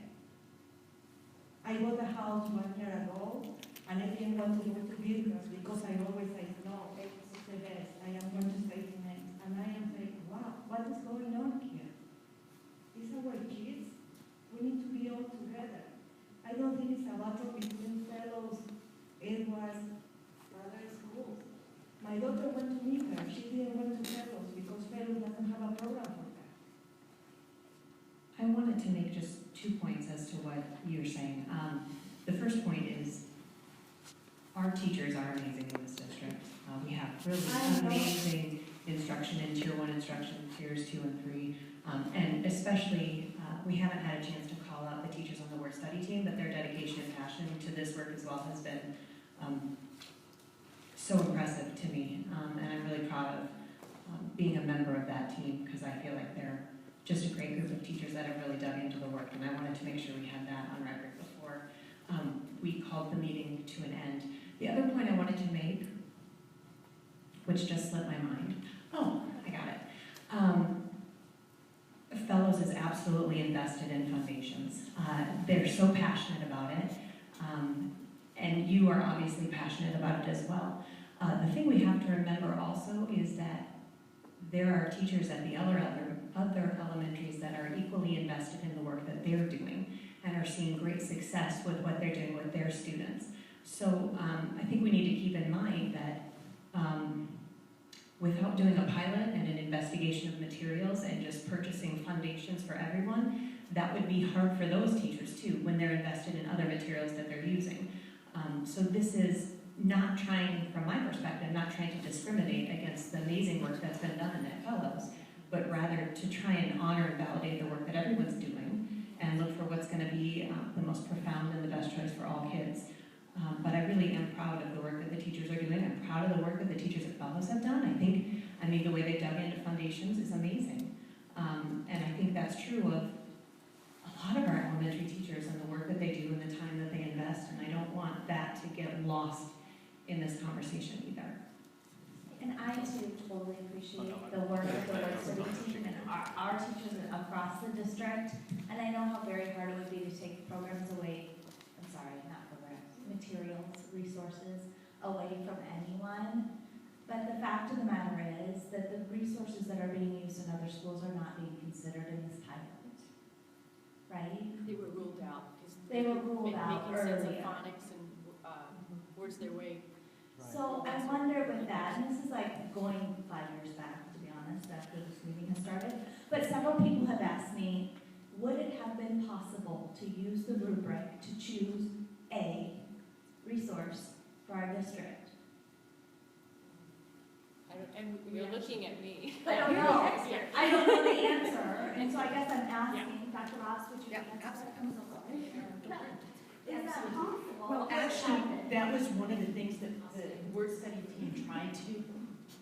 I promised to try to. I know. When I heard talking over there, I recognized that we've been sitting there with a mic for a long time, and I'm sorry. But Kelly, just to answer your question, that was one of the first attempts that we tried to do, was just to vet one. Or anyone. Actually, that's when several programs were still on the table. So really trying to look at the rubric and vet using, not piloting, but just looking at the materials.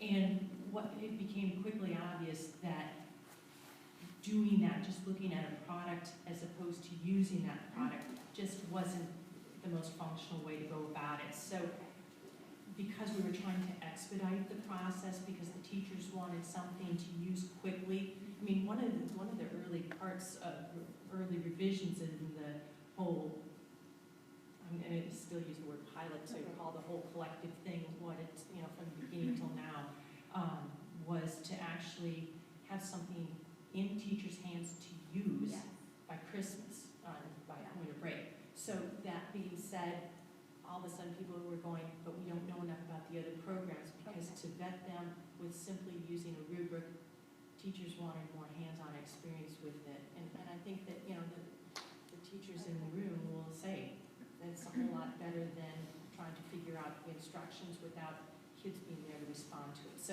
that was explored. What were the scores?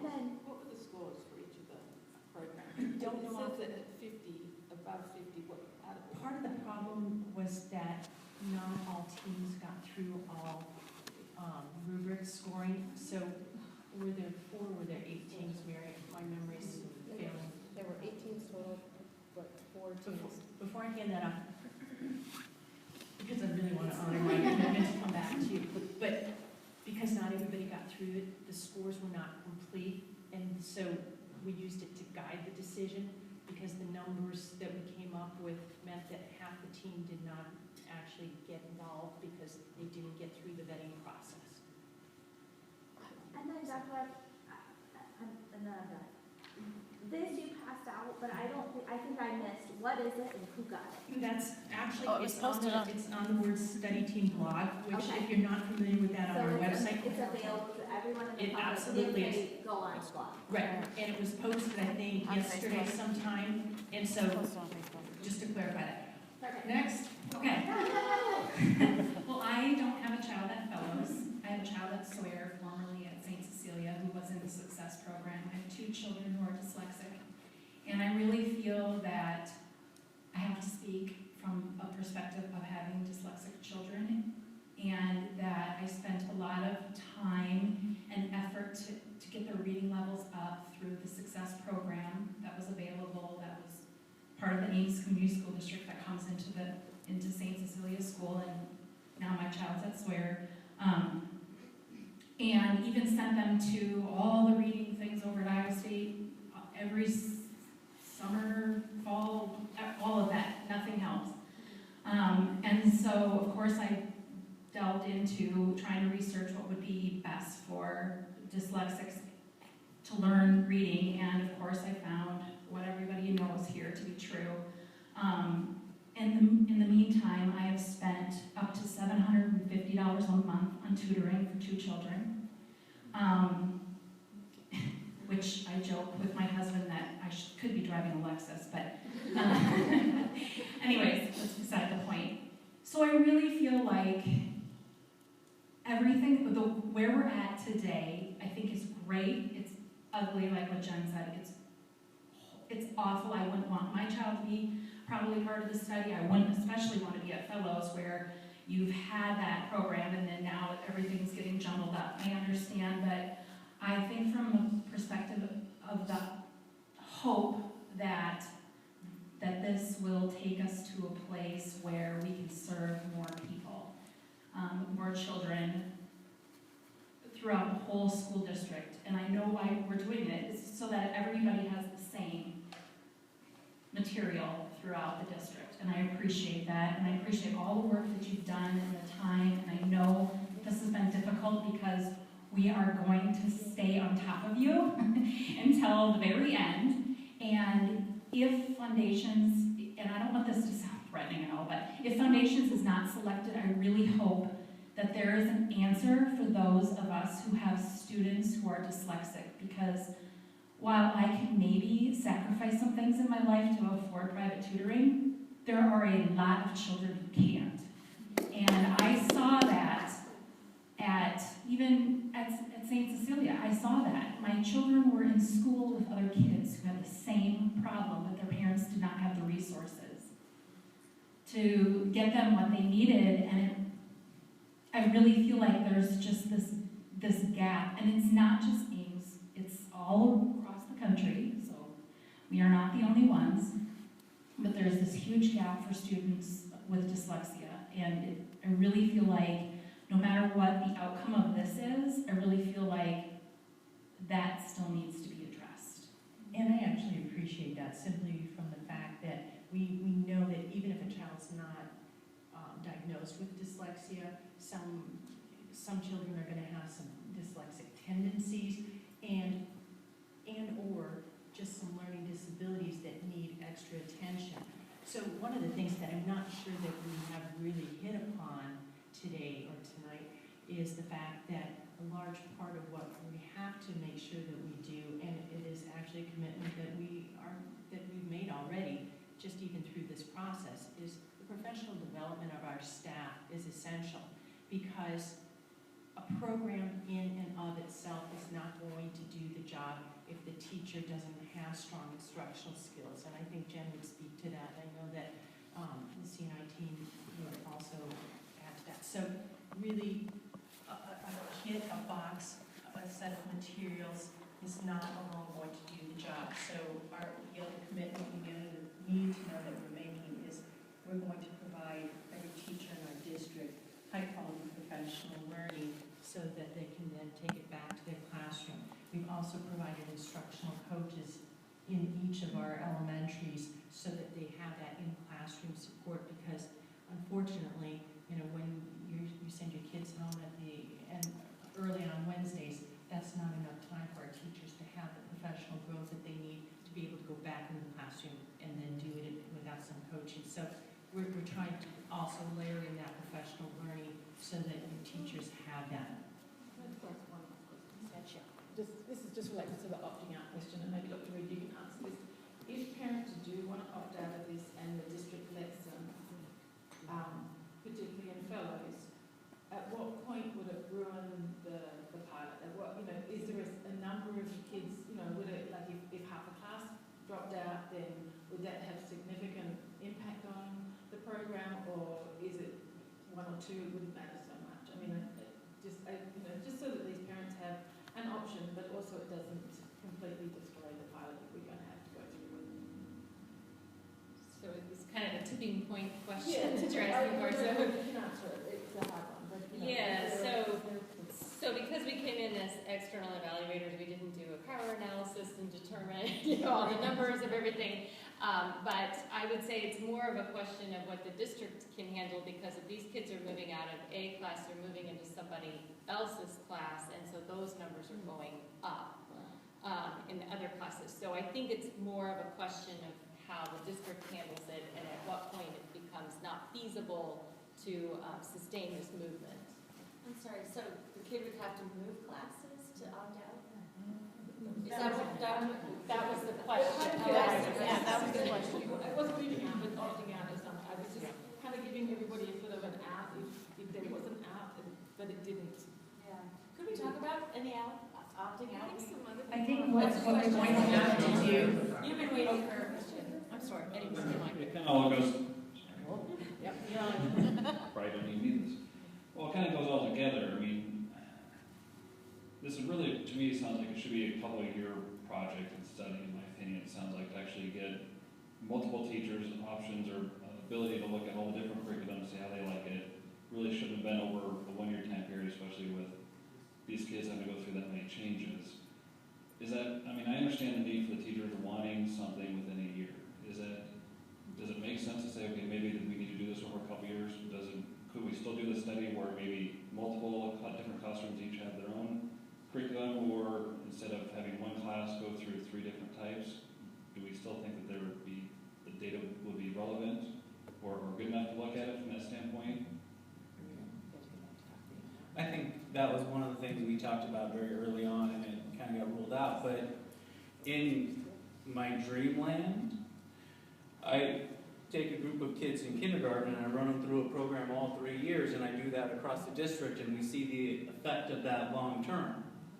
The problem is when you start getting to that point and we need to make a decision before then. Those kids are no longer the same kids. There are elements that are changing, and at some point we have to get them back together at the middle school and build. So that kind of got ruled out just because of the time frame. That's not the way districts make curriculum purchases. They're usually done within a budgetary year, and so that goes through that process.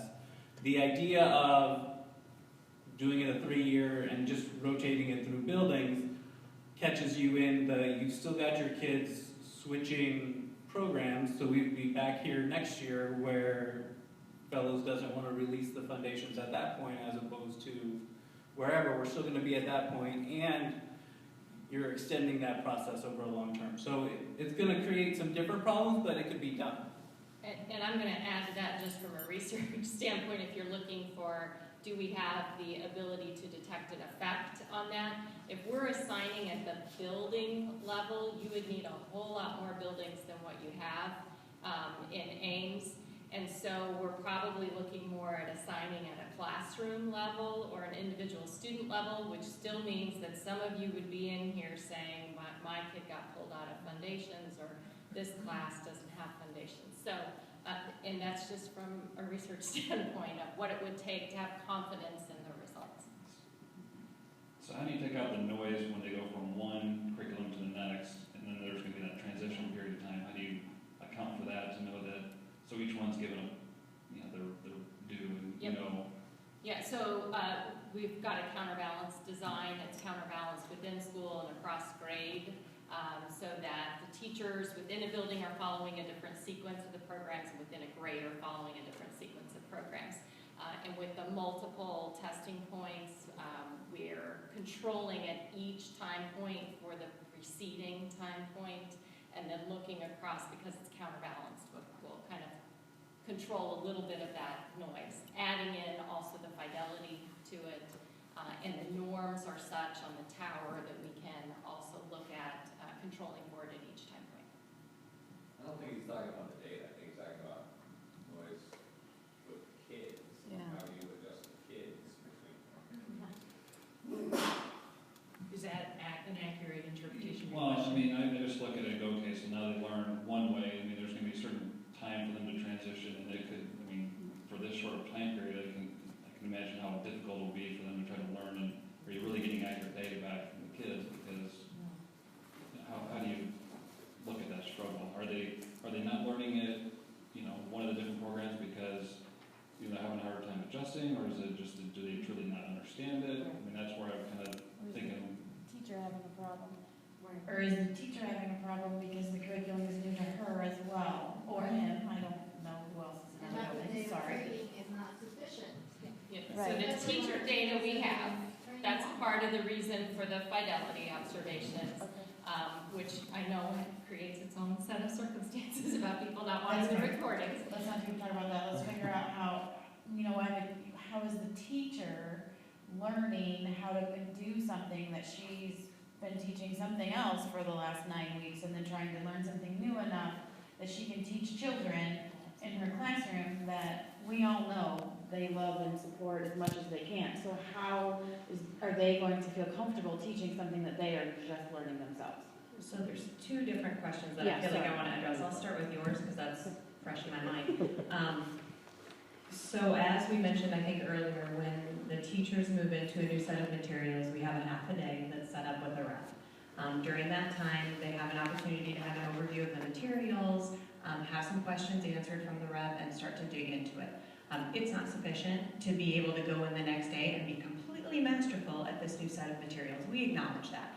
In fact, it takes a while with any set of new materials to really get a full, complete handle on it.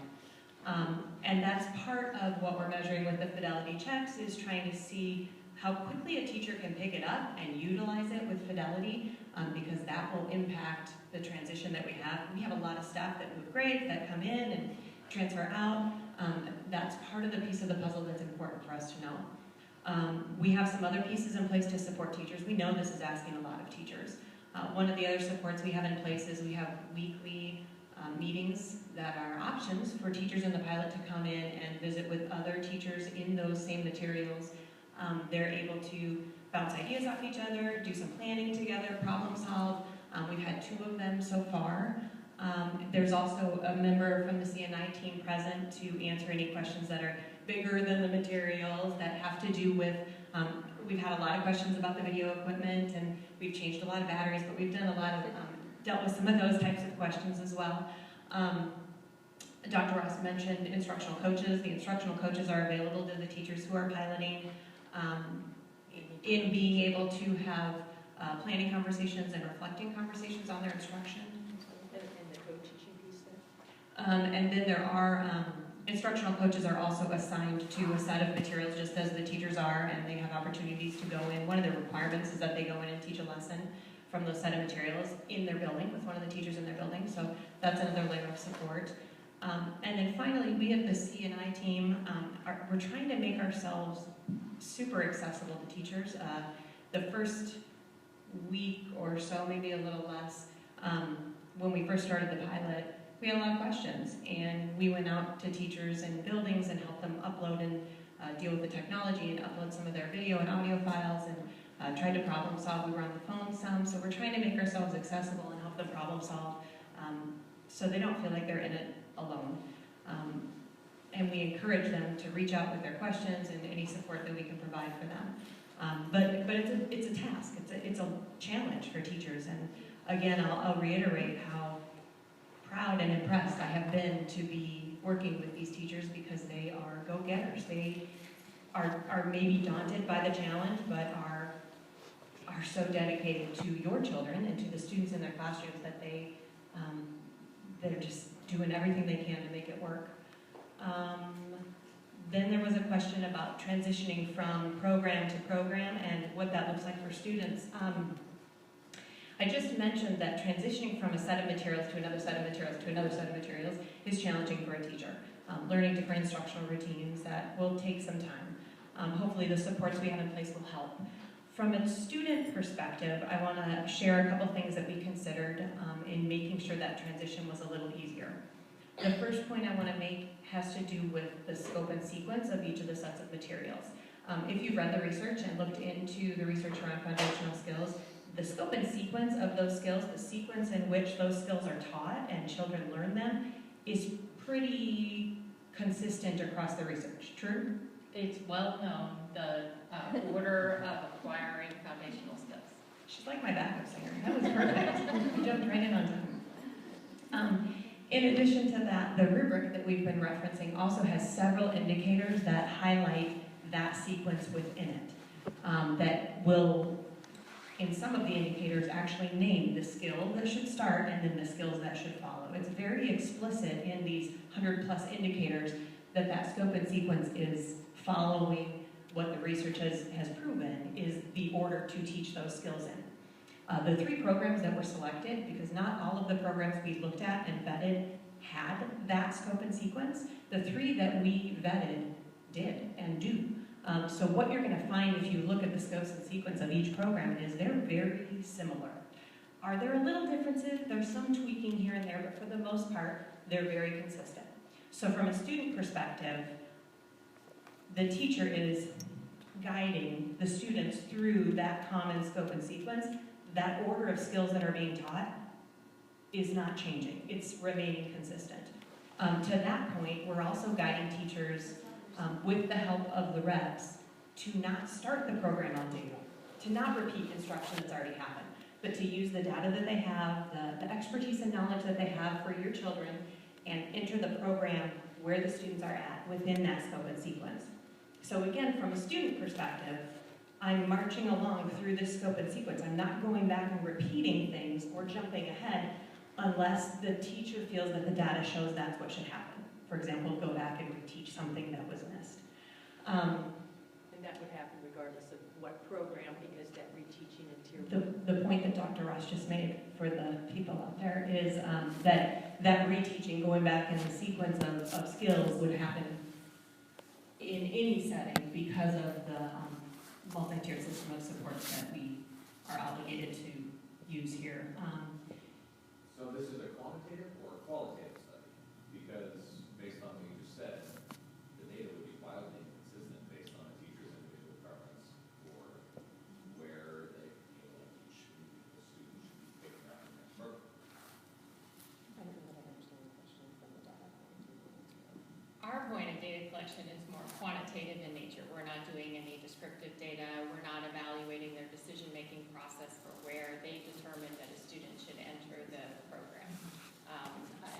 From what it sounds like, we're relying a lot on professional expertise for determining the correct entry point, but I think there are also some guiding tools within the programs that help teachers with making that determination. Mariel, And to be clear, I like what you said. I like that the teachers are working with their students to see what they fit best within each different program. But I still don't like the number of programs. And as people say more words, the validation for doing all these different programs in a single class becomes less and less useful. And my point in sharing this was not to differentiate between how many programs. It was really to just talk about the pieces we put in place to help that transition. The last point that I wanted to make is the schedule. There are obvious natural breaks within the calendar year. There's winter break, and we take 2 weeks off, and we get kids back and have to go back and reteach some routines because they forget how to walk down the hall, and these are fifth graders, you know? So you can imagine what some of those routines are that have to be retaught when they come back. We have another natural break when we have spring conferences and spring break. There's a natural week and a half where there's a break from school and we come back and have to jump right back in. So we've set the schedule up of the different transitions to align with that. So this first set of materials will be finished at winter break, and then we'll take 2 weeks, and the next set of materials will start shortly after winter break, and then there'll be a break, and the third set of materials will start after spring break. And although it's maybe not ideal, that was done intentionally, considering the natural breaks that teachers have instructionally, and also to consider students and how it makes sense to have a shift in instruction there. So again, from a student perspective, the sequence remains the same. It's the materials and some of the instructional routines that will shift or that will change. I appreciate that the student's perspective was considered in having the design of the pilot, but I have a student's perspective coming home to me every day, and he's expressing suffering and distress from these switches. So that's another student perspective that I'm trying to represent here. And it may be really nice and neatly mapped out as a pilot research project up at your level, but on the ground, it isn't. It's quite jarring for them. And I'm hearing that from a lot of parents. And that's why I'm here, to try to minimize that disruption. And I'm still waiting for your question to be answered about how we might. It isn't going to be. I guess not. So I didn't get my kids to bed, so. Christy, and then I think Kelly was giving me the clue to, or cue over there to start wrapping up. So Christy, and then we'll start kind of wrapping up. Well, I'm here, and I do have a perspective of a child who's a struggling reader, and I'm not. I still am wondering, how usable do you think the data from fellows is going to be? You have teachers who are invested in a program. You have success teachers that are loving the fact that their kids are getting one thing, grade to grade to grade, and then coming into their program and they're using the same words and they're succeeding at it. I mean, my son specifically had kind of a breakthrough in October, and he went from not reading at all to all of a sudden he was reading. I mean, Carolyn's son, Theo, he's reading chapter books. He's sitting in here reading chapter books. My kid can't read a level A book without having to sit there and think through the words. And what's working for him is the multisensory level. So, but what I'm asking is, you're putting us through this and you're taking this away from us, because that's how it feels. I can promise you that's how it feels to my son. I'm hearing from other parents that there's the question of, where's Echo? Why can't Echo come to class? Why are you doing this? Why would Miss Franco make us choose this? And we're getting those questions at home. And we're not understanding how there's the possibility that our kids could be put through this, and at the end of it, you have not gained any data. And even more so, I don't know how you can consider the data you're getting out of fellows. While I want fellows to have a voice in this, because we are very invested in foundation, how the data you are receiving from fellows is valid. And because most of us will sit there and say, we want foundations. And we're well aware that that is a fact. I mean, that feels like a fact to us as well. But I would also add that the design of the pilot really was working hard, and that's why we invited Dr. Reed and our Reading Research Center to help us refine our typical pilot, because we have piloted 3 sets of reading materials in the past in a single year.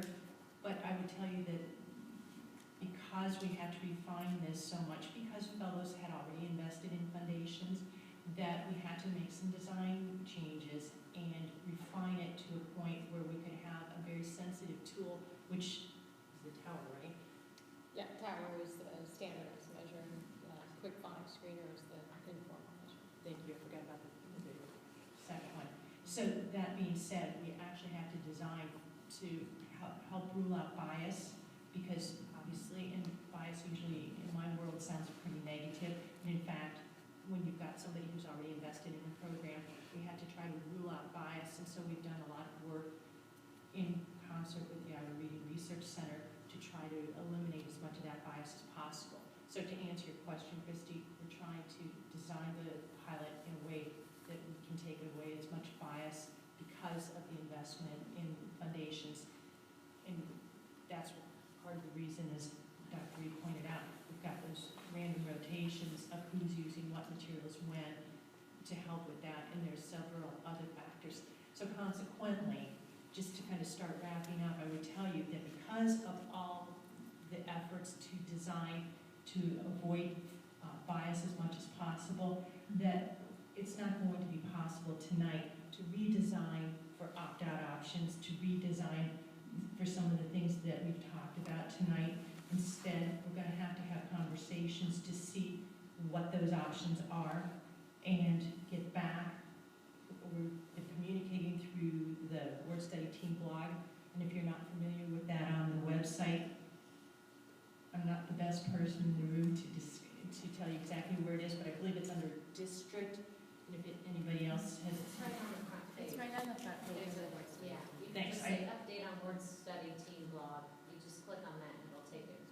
Actually, you do I like to ask. go in one layer. You have to go It's into going our into the district, word and it's study under that. Thank you. Yeah. I thought it was one more layer. Right, you have to click and then you'll have it. Yeah. Yeah, so you have to go through Yeah. the district part. Okay, To the district to Word Word Study. Yeah, And the it's other towards part the- on the front doesn't connect you all the way through to everything, it's a page not found. Okay, thanks. That part I didn't know. So some people might not be getting the updates because the page is not found. Okay. We will address that in the morning then. And I'd like to respectfully ask that you let me and Amy talk, because we've been waiting patiently. I'm sorry. Before you wrap up, if you could let Amy and I talk, because we've been waiting respectfully for a while. I think one of the things that would help bias, and think about this, is we have a lot of parents here that have kids with dyslexia. And this has not been a topic, it's not a topic in the rubric, it's not a topic about the program. So what I'd like to ask is, can perhaps Dr. Reed, since you're an external evaluator, would you be able to evaluate these programs from the dyslexia point of view? Because I think once we get that figured out from all these programs, I know I'm going to feel better knowing, okay, great, the program works for the kids.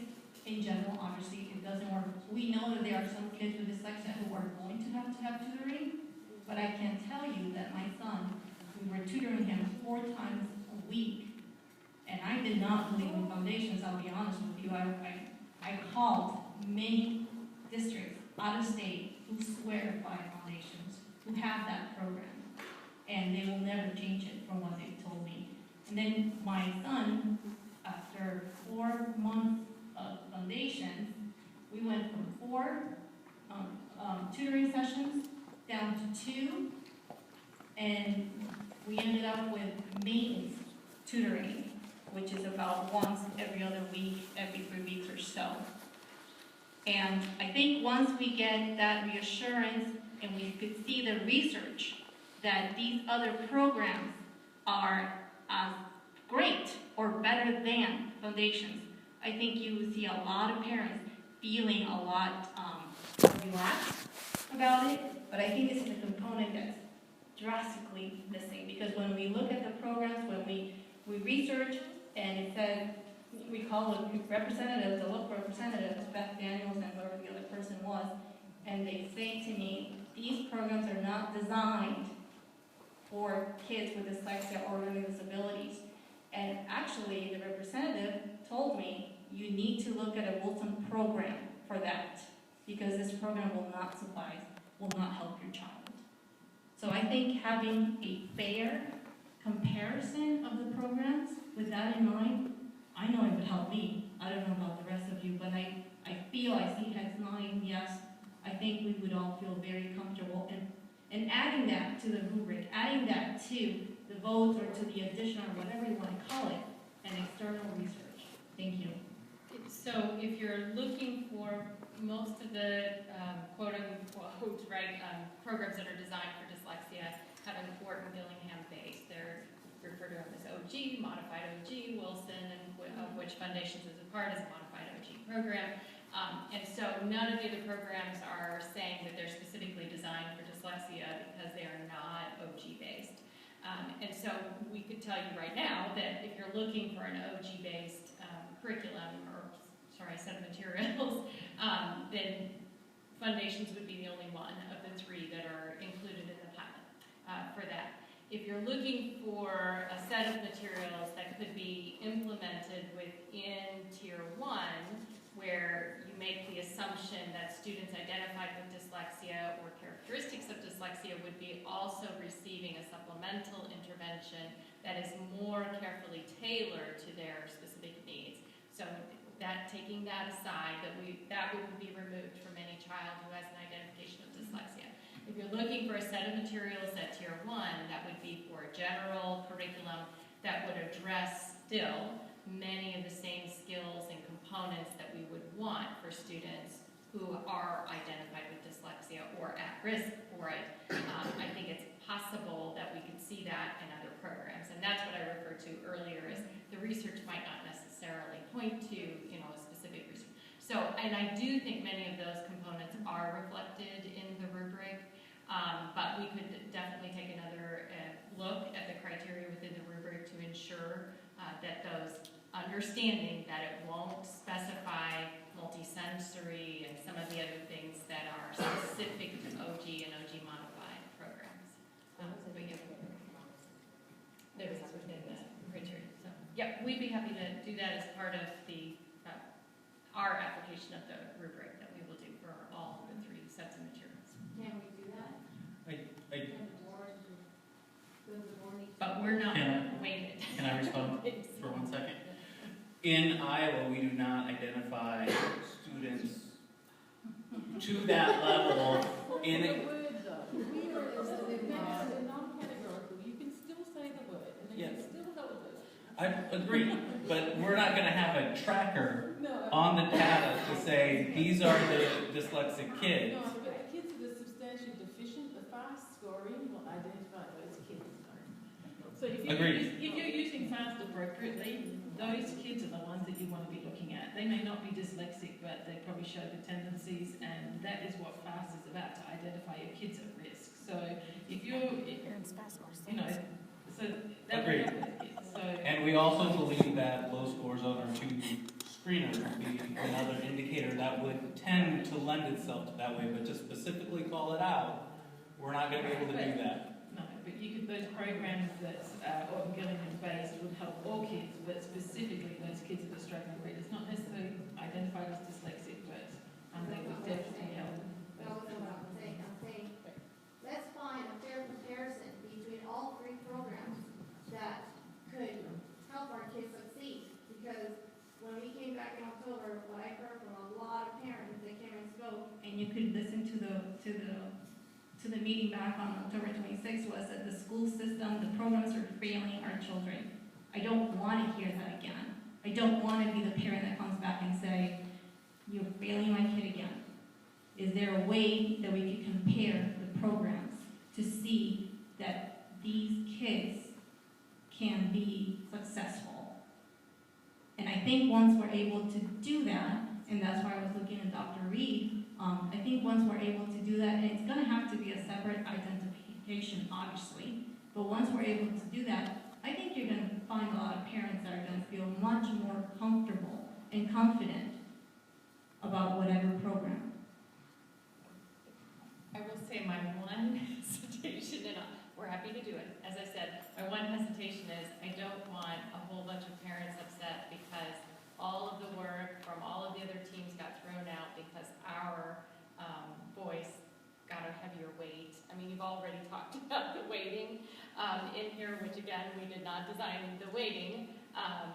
So I'm not sure what the reaction would be from parents from other campuses if they found out that it didn't matter what anyone else said. It's just that the IRC came in and said this program is the only one for dyslexia. That's a big issue, right? I want to go back to what he talked about, the communication. My child is in the pilot program. She cried the first day, but I'm not worried about that. She's fine.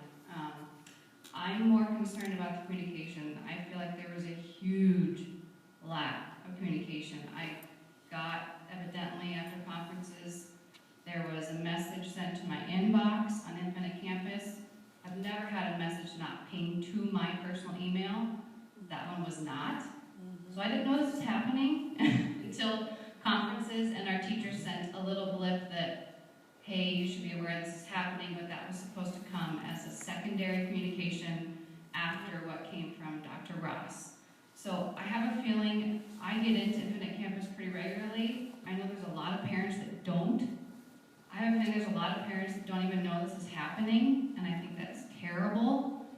If I have to go and log on to a blog to find out what's going on to keep up, I think that's unacceptable. I think there should be regular communication sent out of what's going on to our personal email addresses. And I don't think it's too much to ask for an apology sent out to parents that there was a lack of communication, and then it is being addressed and fixed from here on out. Can I address that? So I'm not trying to call it out, but I have, because my personal experience as a mom, I was very well aware. It was in the school newsletter specifically stating what classrooms would be used prior to the Infinite Campus email coming. And I'm talking about the elementary school that my child is at. So wearing my hat as a mom, not here as a board member, so let's be clear about that distinction. That, because when I heard the lack of communication from parents, that really concerned me. I thought, I'm gonna go back and check. And so it was in the school newsletter of the elementary school that I'm at, and it specifically stated a lot of the information about the pilot. And then I received the Infinite Campus email directly to, and I don't get all of them directly to my email, but I did receive it. So I've already asked from a board perspective for administration to follow up on that, because I do believe you should have learned prior to parent-teacher conferences. So, and I've heard that a couple of times, and I want you to know that I did write it down, and I have followed up on that, because like I said, communication is very important to me. So. And to be completely honest, there's been so much conversation about it that you're concerned about communication, even though I do apologize that it didn't get to you in a different way. It's not that we have been keeping this under wraps in any way, shape, or form, because as you've heard tonight, there has been all sorts of communication and adjustments in this pilot for months now, and the fact is that the only communication that you missed was the one that was sent out through Infinite Campus, and we have received some suggestions for future reference. But again, this is a very unique situation, and so, you know, there's some things about Infinite Campus I can't address, because that's not, I hand it off to somebody else to do, because I don't, fortunately for all of us in the room, I don't do Infinite Campus messaging out, because that's not something that's in my skill set at this time. So we just need to communicate, look at our communications further, and I have written down some regular updates. I don't know what our capacity is to send them out to each individual parent, but we can also work more closely with the buildings to help get that communication coming out from buildings as well, because as Elisa said, that was one of the things that I think was some differences across buildings, is that we didn't set common expectations in terms of pushing out the newsletters and such, and we'll use that as a learning experience. I know some of you have children to get home to bed yet, and I do appreciate your communication tonight, your willingness to spend the last 2.5 hours with us. We are hearing you. We do need to come back and look at what our options are, and I believe I've got, if you didn't sign up on or sign in on the sign-in sheet, and you do wish to receive communications, I think I asked for both the parent name and the child's name, because sometimes those don't always match up. And so for that reason, it's easier to communicate with you. There was no kid's name on there. If, It said kid's teacher, not kid's name. I hope I'm reading upside down. It's okay. Sorry. That's okay. You know what, though? From those two pieces of information, we can sort it out. So I asked enough questions to be able to reach out. So we'll look at some communication with you and some follow-up. And again, thank you so much for being here tonight. It's too bad he left, because I think his answer is somewhere between where we're at and not having the pilot at all. Let's put it that way. One individual came to our board table with 3 different options, but none of them were acceptable. The only acceptable answer was stop the pilot. So the answer to his question and for you is somewhere between where we're at and we're not doing the pilot. Somewhere in there. And we've got a lot of information we have to process. So if you want us to give an answer right now, you're not going to get one. We've got board members. I've got professional staff, readers, the reading teachers, and they're tremendous people that are trying to do the best thing for kids. And the passion that you have tonight for foundations is echoed in other buildings for the materials they were using. That's where we run into a major, major problem. Because if all of a sudden we want to jerk it from Fellows, now we got to fight there. If we want to jerk it from Mitchell, we got to fight there. The only answer is let's find what's best for kids. And that's what we're really all about. So again, I just want to echo to you, thanks for being here. We're listening. We'll find that answer somewhere between stop and where we go. Thanks. Thanks, Kelly, for organizing. Thank you guys for being Let's turn it off. Let's turn it off.